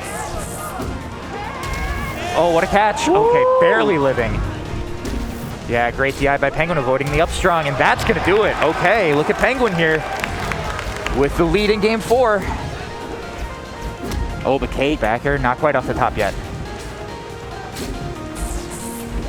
And like, you just get so many options with that like moonwalking plat drop off the top platforms here. Right. Look at that. Yep. It's so clean. Yep. All right, Perry, this should be big. All right, yeah, that was good DI by Cake to avoid anything bigger off the down air. Yeah, only 16%. But look at this back here, we're still off stage.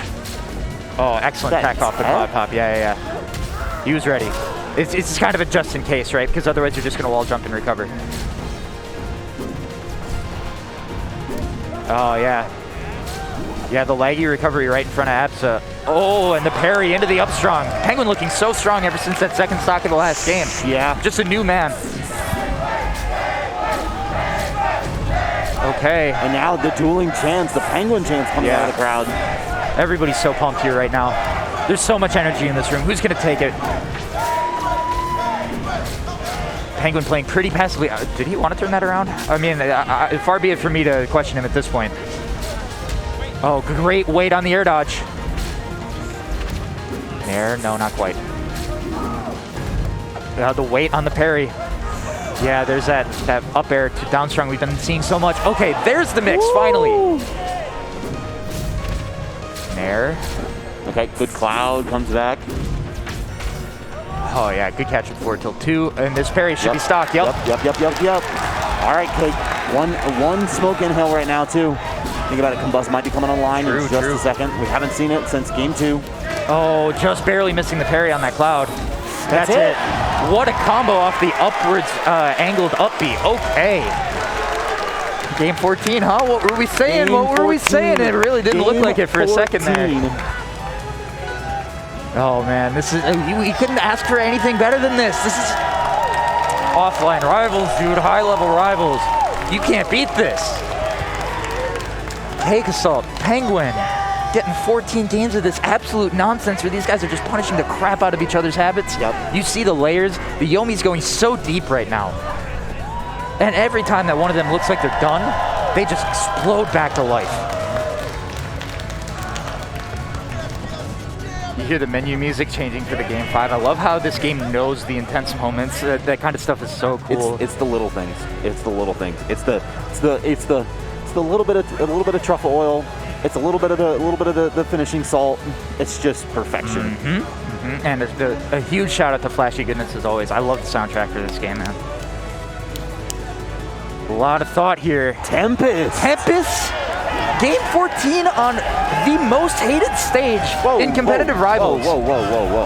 The best stage, you mean. Those two things can live in harmony. That is not mutually exclusive. All right. Yeah, you hear the Tempest chant. Yeah, this I never in a million years would I have bet on this, but I think we might see some really fascinating extensions from Cake on these platforms. Look at how low he dropped that clone too. Yep. Oh my and the God. fact that Penguin had the tech out there. I don't think Penguin can make it back. I lied. He's back. Yeah. It's Aether. Come on, man. I would just like for once for her to run out of resources. Yeah, That's right. all I want. Bye. Yep. And it wasn't up air that time, it was forward air. He didn't live. I'm an idiot. No, yeah, it looked like it. That was like the literal corner, though. Oh, watch that down air. Wow, okay. He barely missed that right high point. Penguin recovery. gets to come back. Yeah, this is a really high ceiling ceiling here, so that also had to play into the decision here from Cake.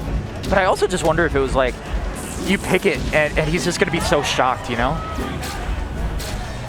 I don't think these players are capable of shocking each other right now. Yeah, I would hope. Yep, refresh those resources. Wow. He didn't spawn the clone up there. That's kind of shocking to me. It's a schmix. Yep. It's a schmix. Yeah, huge stage. Going to be able to live. It's like watching a home run hitter going. Is it going? Is it going? Yeah, right. Oh, he just comes right down on top of him. And man, the aggressiveness from Cake Assault in this game so far. But remember, this is about where Game 3 was it not? Great tech, but not able to catch the down air. Is he going up? Yeah, I was going to say, I don't think he has enough juice to get up there. No. If he had gotten up to that cloud in the top corner, I think he would have been just fine. He had another cloud above the stage. Okay, here comes Penguin. Super low. Oh my God, that cloud kick. Did manage to refresh the jump at least. Got him, Parry, got him. dead. Last stock for Penguin. What do you got? All right. Not able to get the big conversion off the downer. Here comes Cake Assault. Coming in hot. Oh, that trade. That saved Penguin's tournament life. Yes, it did. Huge down air though.